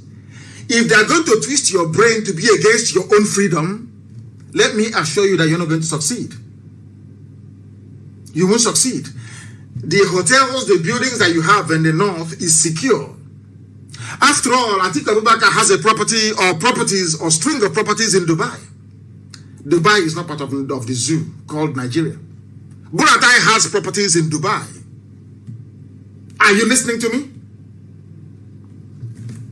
Are you listening to me? You must come back home. If you remain in the north, they're going to kill you. They will use the resistance that we're putting up back home to kill you in the north. I know some of you say, well, we're going to stay our business and all that nonsense. That's all I have to say to you. Because Biafra will have the biggest economy in the whole of Africa in a matter of years. Come back home. If you stay in the north, they're going to kill you and use us as the reason why they did it. That's what they want to do. Can't you see that's what their governors are planning? To start killing people in the north. They say after all, Fulanis are being killed in the south. They won't tell you that these are Fulani bandits, terrorists, murderers, rapists, and killers. They won't tell you that. They say Fulanis are being killed. And BBC is there, don't forget. BBC is there to carry this news for them. Don't forget that British government will be there, as always, to go to UN and tell them that, oh, Fulanis are suffering. Hey, they are suffering. They are being killed. That's what Britain is going to do. If you don't know, let me tell you. So be very, very careful. Every made a broadcast on Wednesday where he urged leaders to exercise firm action. Firm action means stop Yoruba youths from agitating for Fulanis to leave. Stop ESN from doing what they're doing. That's what they mean by firm action. Bring the army. But if they bring their army, we will kill them. And they came to Olo 4 times. They were defeated 4 times. Now, yesterday, they went to go and kill a little child. What is going to happen in the zoo? All of us who are going to Hague. Everybody will go to Hague and stand trial. I want to stand trial in the Hague. Me personally. Because there's no going back. No going back home. Not 1 inch. Not 1 single inch. No going back. We must be free. We must be free. I said must. M-U-S-T. Must be free. The zoo, Nigeria, was created by a white man. Not by God. The only creation that I respect is God's creation, not man's creation. Do you know what I think? That's, Vox Populi, Vox Deo, which is the voice of the people, is the voice of God. Listen to me very carefully. If people were to get together today to say, oh, I want to remain in Nigeria, that is their business. That is the voice of God speaking. That is God speaking. But not one deranged drunkard. They brought him back from Hong Kong, sent him to West Africa to stop the eastern advance of the French. That's all. And Badagry. And I ended up in Nigeria. That's an abomination. Some of you black people, you don't have any shame. As blacks, we have no shame. There is no shame in us. But I have a little bit of shame left. No Betul can create a country for me is impossible. Only the people can. And that is why we are doing what we are doing. IPOB successfully collapsed the agenda of the Janjaweed. IPOB stopped them. Everybody talking from Governor Autumn to everybody, every activist, you owe your courage and bravery to IPOB. We are the pioneers. If you don't know. The little midget is crying because we have collapsed the agenda completely and totally. Completely and totally. History will remember IPOB. Nigerian government has failed us. We are not afraid of death. Zamfara bandits, their commander. Do you see your people writing, kill him, find him, bomb him? They are causing insecurity. No, they won't because they are afraid. Cowards should not be journalists. They shouldn't be. Have you heard them call for their head? If it's ESN, hey, you won't hear a word. But as I said before, I don't know the translation in English. Your gossip, all the nonsense you're saying doesn't concern us. You've been saying the same garbage for how many years now? Have we been perturbed? Has it stopped us from doing what we're doing? You can talk from now till the kingdom comes. It's not going to stop IPOB from doing what it's doing. They have their own bandits. The difference is very clear, isn't it? The response they gave to ESN, trying to protect our people, and armed bandits, go and check it. Look at the newspaper coverage of ESN activities. Look at bandits in the north and everywhere. Look and go and do compare and contrast. You will see the demonic nature of journalism in the zoo. Evil the people without conscience. You will come out and you write boldly and very clearly that IPOB is proscribed. But whereas the person raping you and killing you is not proscribed, and you're there, and you're a journalist. Anyway, we shall see. And as they said, you know, there's a prayer I pray every blessed day. I never fail to say it. Anytime I'm praying. Of course, I pray in the language of the ancients, in Igbo language. I say to Chukwokeka Biama, Elohim, the creator of the universe. You know what it means. Let that hand that our enemies use in trying to poison us, may they unwittingly put it in their mouth and they themselves be poisoned. And this is it. It's happening in the north. Residents flee Zaria neighborhoods over kidnappers' rampage. So as El Rufai and all these idiots think that they're going to build this wonderful Fulani empire in the zoo, they are not going to be alive to see it, neither will their children be. The northern part of the zoo will be like Afghanistan. Watch and see. That is why I want our people to follow, be very strong and resolute. Follow me. We want to draw what is left of their army out. Let us bring them to the east. They can never go back. Let us bring them. They say, oh, don't fight a defensive war. No, we are not going to fight. We want to bring them to the east. We now open up their flanks to bandits. Bandits will attack them and take over their land. Because a bandit is a bandit. That's who they are. They are kidnappers, they are killers, they are terrorists. What they want is space and resource. Space and resource. Or should I say resources in this case. So once this army moves to the east to come and meet us in the east, their land will be open and terrorists will ravage them. Terrorists will ravage them. That forever and ever, Fulani can never recover in the north again. Never. And that is the plan. So when I tell you that there is a method in our madness, please believe you me. We will not go out to meet them in their land. We will draw them to come. And then we'll swallow them up. And then their children and their children's children will suffer the consequences forever and ever. And this army will be destroyed once and for all. That is how you obliterate the zoo called Nigeria from the face of this very earth. They cannot fight on the ground. Now we know the only place they can fight is in the air. They will go like cowards, the cowards they are, they drop bomb and they run away. That's what they're going to do. Because on the ground, we have defeated them on the ground. We have defeated them completely. They know they engage us on the ground, they will die. They understand that very well. The only option they have is to go to the air and be dropping bombs and disappearing. So be very, very careful. Residents are now fleeing in Zaria. In Zaria, their own Zaria. This is El Rufai's Zaria. You know, this idiot cannot remove the log in his own eye. He wants to remove this tiny speck of wood in the people's eye in the south. He has bandits terrorizing his own neighborhood in Zaria in Kaduna State. But his concern are the murderers and the killers in your own forest, in your backyard. What does that tell you about these people?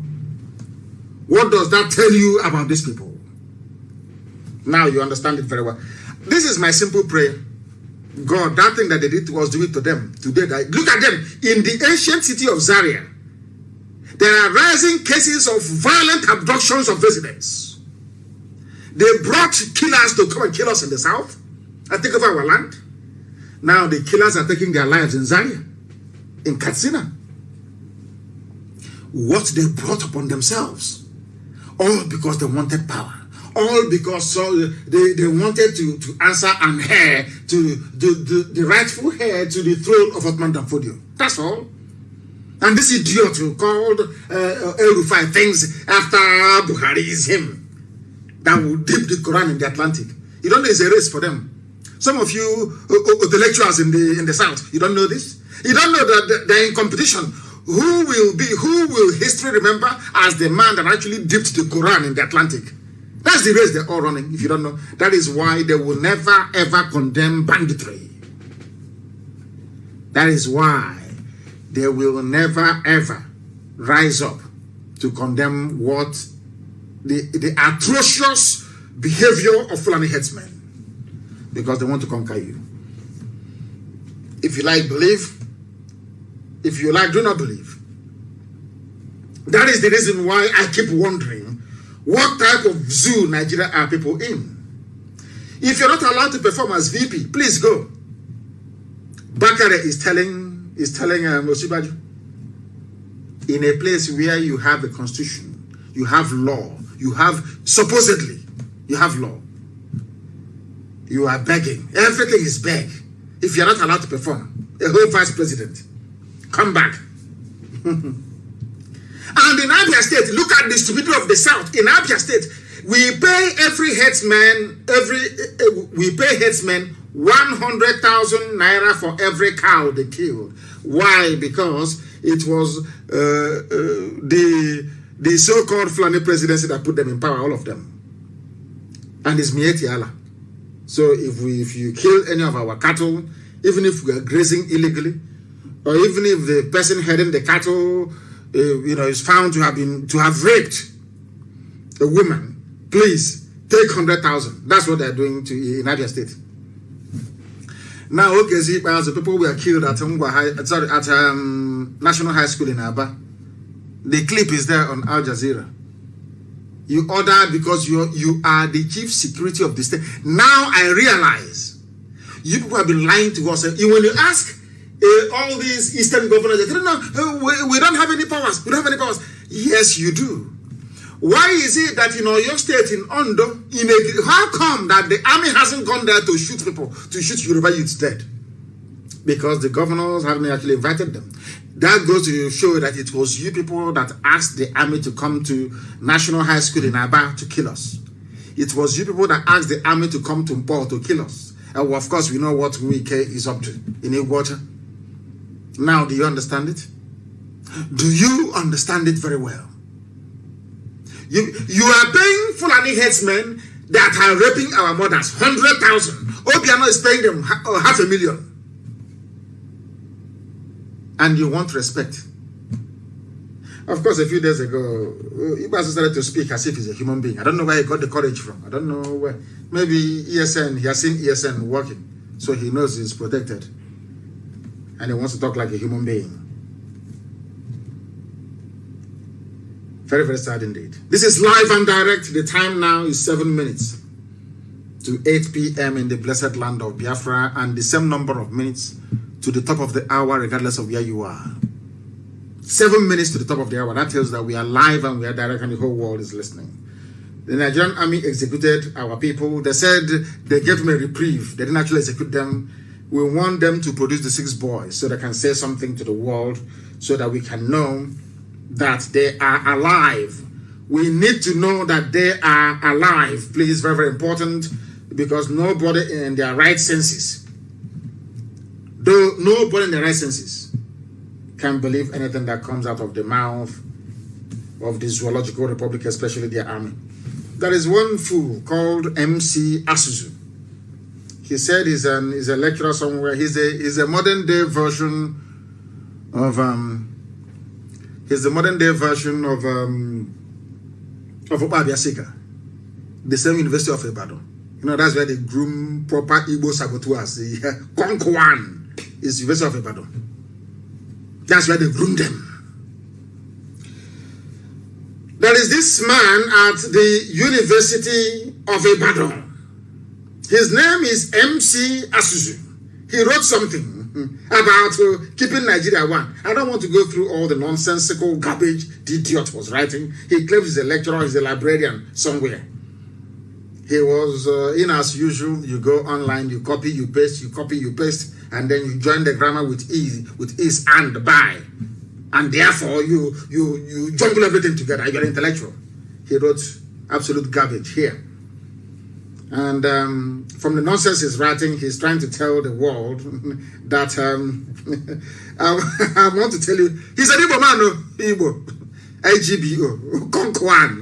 He's in the University of Ibadan, the modern day Obabiasika. You know, I love when people write this disparagingly about me. I love it. I love to read it because it amuses me a lot, and it reminds me that I shouldn't fail. You know, that's why I read it. That's why I love it. It reminds me as to why we cannot fail. That is why you need opposition and criticism. It keeps you on your toes all the time. It makes you conscious and aware of how many people that want you to fail. And when you think about it, you become energized. Now listen. After this man must have finished writing his junk, he's an Igbo man, he's complete and useless Igbo man. After writing all his junk, he came, he said, unfortunately, one young man, I am 53 years old, but they call me a young man because my God loved me so much that he made me as handsome as I am. So of course some of them are jealous. So if we cannot say, give you your dues, because of the way you look, we are going to say you're a young boy, and I love it. May I continue to remain young. You see, I don't know why people actually bother themselves. When people say that young man, I claim it, I say, how in the name of the Most High. When you say that small boy, I love it. That is why I look small every year. Despite the fact that I'm 53 years old, I look very, very young. Because you don't know, it's when people say you're small and you look small, you look young. Please don't let people say you're old. Though. Once they say you're old, you start looking like the hotelier. Unfortunately, this man wrote, Asusu, one young man in the southeast whose section of the country has been considered by the present federal government as the primary and first target of their envisaged national military conquest allows himself to be fooled. The Igbo man writing, I allow myself to be fooled into the asshole of that thinking. He's speaking English. This is what a whole Guardian newspaper published. Guardian of all people allowed such words to be used on the publication. Do you know that this man is an intellectual, so to speak? Intellectual, the conquan. These thinking ones, intellectual in Ibadan. He's writing. So this man is telling us that he doesn't see anything wrong with Fulani in our towns and villages, raping our mothers, building their settlements. He sees nothing wrong. He's in Ibadan. And I don't know why bandits and kidnappers cannot go and catch such a person. And they killed that young prince that came back to his hometown all the way from Atlanta in Georgia, USA. Wanted a food. His name, find this man for me. MC Asuzu. One complete idiot. He said that we are fooled into thinking that the Fulani want to conquer us. He's an intellectual at Ibadan. Hey, Igbo, who did this to you people self? This your self-hate. You want your people to be conquered. Who did this thing to you? Who, I'm asking you? Who did this to you? You hate anyway people who can rise up one morning and decide to use their grandmother for ritual. I mean, what would they do? Very sad indeed. This man went on to say, maybe he's working for Britain. So he's talking about me in Guardian newspaper. This is their opinion column. So he organizes a guerrilla warfare outfit and talks a lot of rather very silly and militarily incoherent responses to these other Buhari military stratagems within a so-called... He has written like one idiot, I know. He said, after messing up with words, you call him an intellectual. To us, he is an intellectual. Mad people everywhere. I am simply defending my villages and my towns. I'm defending the East. That's all. He says I'm fighting Buhari. Intellectual in the University of Ibadan, where they groom saboteurs from young. Anybody who went through University of Ibadan is a potential saboteur. Sabo, betrayer, and the traitor. That's why they groom them. This one is there. I don't know, maybe he's a librarian or he works in the zoology department. I don't know. He has written. And a security network that was formed to protect our mothers when they go to the farm. A security network formed to drive away illegal terror encampments in our land. Somebody is saying something completely different from our objectives. He's an Igbo man. Maybe he wants to be a minister or maybe a commissioner in your state by betraying your own, by writing rubbish. Now, what Britain will do is they will take it and say, oh, can you see what this man wrote? This MC Asuzu, find his picture, please. This MC Asuzu is an Igbo man. He doesn't believe in what Kanus is doing. He doesn't believe. They are all for one Nigeria. That was why he wrote this junk. Does it bother us? Of course not. As I told you before, you know now, Okwe will live to Kenya. If you kick frog or a toad, you are giving that toad a lift because it's going to jump anyway. All these things, they energize us. They infuse us with courage and determination. I never take these things as anything at all because we are determined and very resolute. Either Biafra comes or we all die. It's as simple as that. Some people speculate. They don't even know where I am. They are just speculating to dampen your spirit. They write all junk they know you're a black person. Once they write something into your spirit will go down. But I thank Elohim for IPOB. Very resolute and determined. These people, history shall remember you people forever and ever. The history of Africa will never be complete without IPOB being mentioned. You people stopped, single-handedly stopped the zoo from being swallowed up by Fulani Janjaweedism. You are immense. You know me, I like good news and bad news. You know, in those days when you write a term paper, or when you write an essay, as well as it's called in the UK, if you write something, let's say they ask you to choose a topic to write about, and you submit your paper having either extolled the virtues or castigated that very subject that you're treating. When they give it to your lecturer, he or she will say to you, no, that you're not balanced.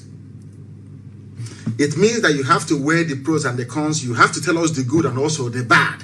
And then in your conclusion, you tell us why you have fallen for either side of the argument. You can never come and say, something is good, there must be something bad about it. So that is why it's always good to have balance. Always take the praises with the criticisms that comes along with it. It's a very beautiful blend. It's very good. And that is one thing that IPOB, this evening I talk about IPOB so much because they single-handedly saved every indigenous ethnic population in Nigeria from falling at the feet of Fulani Islamic Janjaweedism. That is why I honor IPOB. And there is something else that happened in Edo which is very, very critical. And also Bayelsa. Our mothers in Bayelsa are protesting. Those in Edo are protesting. Tomorrow now, when the history will be written as to how this revolution started, people will not remember that it was Bayelsa and the Edo women that started street protest against what the Fulanis are doing. So I want us to place it on record, please. That when the history of this new phase of revolution that is coming is written, we must acknowledge Igodomi women and also those in Bayelsa for their courage, their fortitude, and their determination. They came out on the streets to protest. And we must also encourage what ESN is doing. Protecting also is a very difficult task, but they're doing it very, very well. And as we have always known, they will come. The Janjaweed will come with everything. The police, the army, they will try to intimidate. You know, the whole thing will last about 8 months. And then after that, they will give up. We know how they work. We know their psyche. We know their brain. They will try everything. They will use the traditional ruler. They will use the governor. They will use the politicians. They will use a slave. This MCS. Find the idiot's picture, please. We want to find him and ask him if he wants to take over from Opa Abiasika. Because Opa Abiasika, the arch betrayer during the war, was also a lecturer at University of Ibadan. Surprise, surprise. Bayelsa women must continue what they are doing. They are raping them, they are killing them in the farms. And anybody against ESN is also against our mothers, is also against our farmers. And we don't want that to happen. And in order to fool everybody, they have said to people, return home, northern elders tell headsmen. And you think they're going home? Is that what you think? Is to lure you into a false sense of security and then they strike. They're not going anywhere. That's the way they behave. If they leave today, I'll be the happiest man in the world. And as they are going, all of them in our bush, I said there will be no illegal settlement in our... It doesn't matter what you say. I don't give a damn what you're going to say. It doesn't matter what you say. If you are in the bush, we have how many days? Is it 9 days we have? Or is it 10 days? If you are living in the bush, we don't care where you live. You must come out into the township. If you don't do that, then anything that happens to you is your business. Every illegal settlement in the East will be dismantled. All of them. Nobody is ethnically cleansing anybody. We are asking them not to occupy our forests. Go to the townships, go to the cities, rent a house like every other human being and live there. It's as simple as that. Please, if you don't know what intellectual means, please try and Google it. There are idiots mainly from the East who join two words from the dictionary together and think that they're making sense when they are making an absolute mess of their own idiocy. They are everywhere, especially on Facebook. Return home, they are trying to trick you. If you fall for that trick, then you're finished. Allow every citizen to buy AK-47. There are some fools who are saying, oh, but why are you armed? Why are you raising a militia? Not a security network, no. So even Mietiana that are doing the raping and the kidnapping, they have their own vigilante group. These intellectuals call them vigilante. But when we formed our own to defend our land, to stop our mothers from being raped, they call it militia. That's how you know a saboteur. Sabo Konkwa, that's how you know them. Sabontik, that's how you know them. They are working for the enemy. They are trying to use English language to deceive you. English that they cannot speak. Because do you know why I call zoo people pseudo-intellectuals, as Ojukwu referred to them? Or half-baked intellectuals. You see all that grammar that they write, when you read it as, hey, Zike, Kwoncha. If you want to know how daft they are, just simply thrust a microphone in their face and ask them to make a sentence or to make a speech. All that grammar that you're saying they are writing will disappear overnight. That tells you that they are not the owners of what they claim that they have written. That's how you know fake people from the real ones. Allow every citizen to buy AK-47, according to Governor Ishaku. Which state is this man from? Taraba State Governor Darius Ishaku on Wednesday asked the zoo government of Nigeria, or should I say all of them, the zoo government of the zoo, to allow all citizens to own licensed guns and AK-47 for that matter. What does that tell you? The zoo has fallen. The zoo has fallen. Is that very clear to all of you now? A governor in the north, they are Fulani Lord. A governor in the Darius Ishaku, I don't know if he's Fulani, of course he could be, who knows where he's from. He could, for all I know, he could come from Cameroon. And after the place beside, he joined the zoo. Nobody, we don't know who is who anymore. Or maybe he came from Niger, from Chad. This man is called Darius Ishaku, is the governor of Taraba State. He's asking government to allow everybody to bear arms. And people have the guts to question the reason why ESN is bearing arms. Do you see the foolishness of some people? Even those that sent their murderers to come down south is now appealing that everybody should have a gun. Why is he saying it?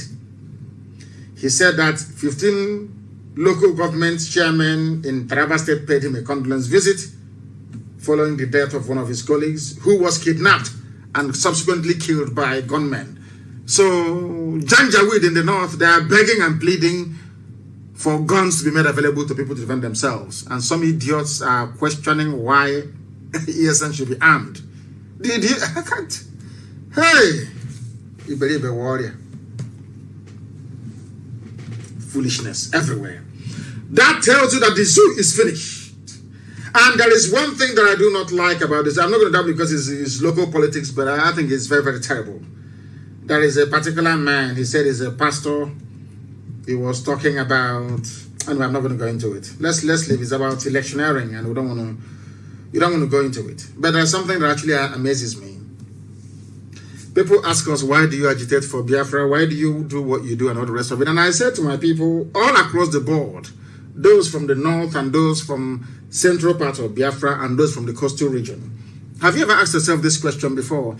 Why is it that Warri Seaport is not working? Why is it that Iguacha Seaport is not working? Why is it that Calabar Seaport is not working? Why? And you all believe in one Nigeria. Why is it that only Lagos Port is working? Because that is why I have regard for this new generation of Yoruba agitators right now, wanting to be free.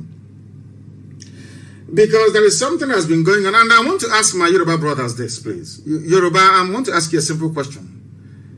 If the roles were reversed and only Calabar Seaport is the only viable and functioning seaport in Nigeria and Lagos is there, how would you feel? It's a simple question. How would you feel to come from Lagos all the way to Calabar to clear your goods and then take it to Lagos when there is Atlantic Ocean also and a port in Lagos? How would you feel? It's a simple question. If you can answer that question honestly, then you now understand the way we feel, that there is something wrong with the zoo called Nigeria. There is port congestion. And Papa, you cannot go through it. Every time it's congested. But you know, we have a seaport in Warri, one in Iguacha, Port Harcourt, and one in Calabar. But because some of you want to consume everything, you see, that little alliance you went into with Fulani, you scratch my back, I scratch your back, the rest can go to hell. It's unraveling now, you see. Can't you see that it's unraveling? How can you be comfortable to sit in a country and talk about equity, talk about unity, talk about fairness, when you people are the ones allowed to have a seaport? Is that fair? Is there any country of this world, maybe apart from Germany, that is almost landlocked, where you have, I think it's only Hamburg, that is a seaport, where you only have one seaport? Britain, that you got independence from, they have seaports dotted everywhere. Why this level of wickedness? Why do people love to collude and connive with Fulani to cheat other people? Is that a good thing to do? Now Lagos is congested. The port is congested. Why don't you move some of those ships to go to Warri to offload? For those who are in Edo, those who are in Delta, to proceed to Iguacha, to Port Harcourt, to offload for the southeast, to proceed all the way to Calabar, to offload for people who are in that part of the world. What is wrong? Why this level of greed? Why? I'm asking. Now the port is congested. Is that a good thing? Do you see why we want to be Biafra? Why we want to be on our own? Because there is a level of insincerity and wickedness in Nigeria which I can't tolerate personally. Why should Lagos be the only viable seaport? Why? Answer that question. And I'm sure you can't answer it. You cannot, can you? And when people from the coastal region of Biafra talk about nonsense about Nigeria and all that rubbish, I pity them. Stupidity of the highest order.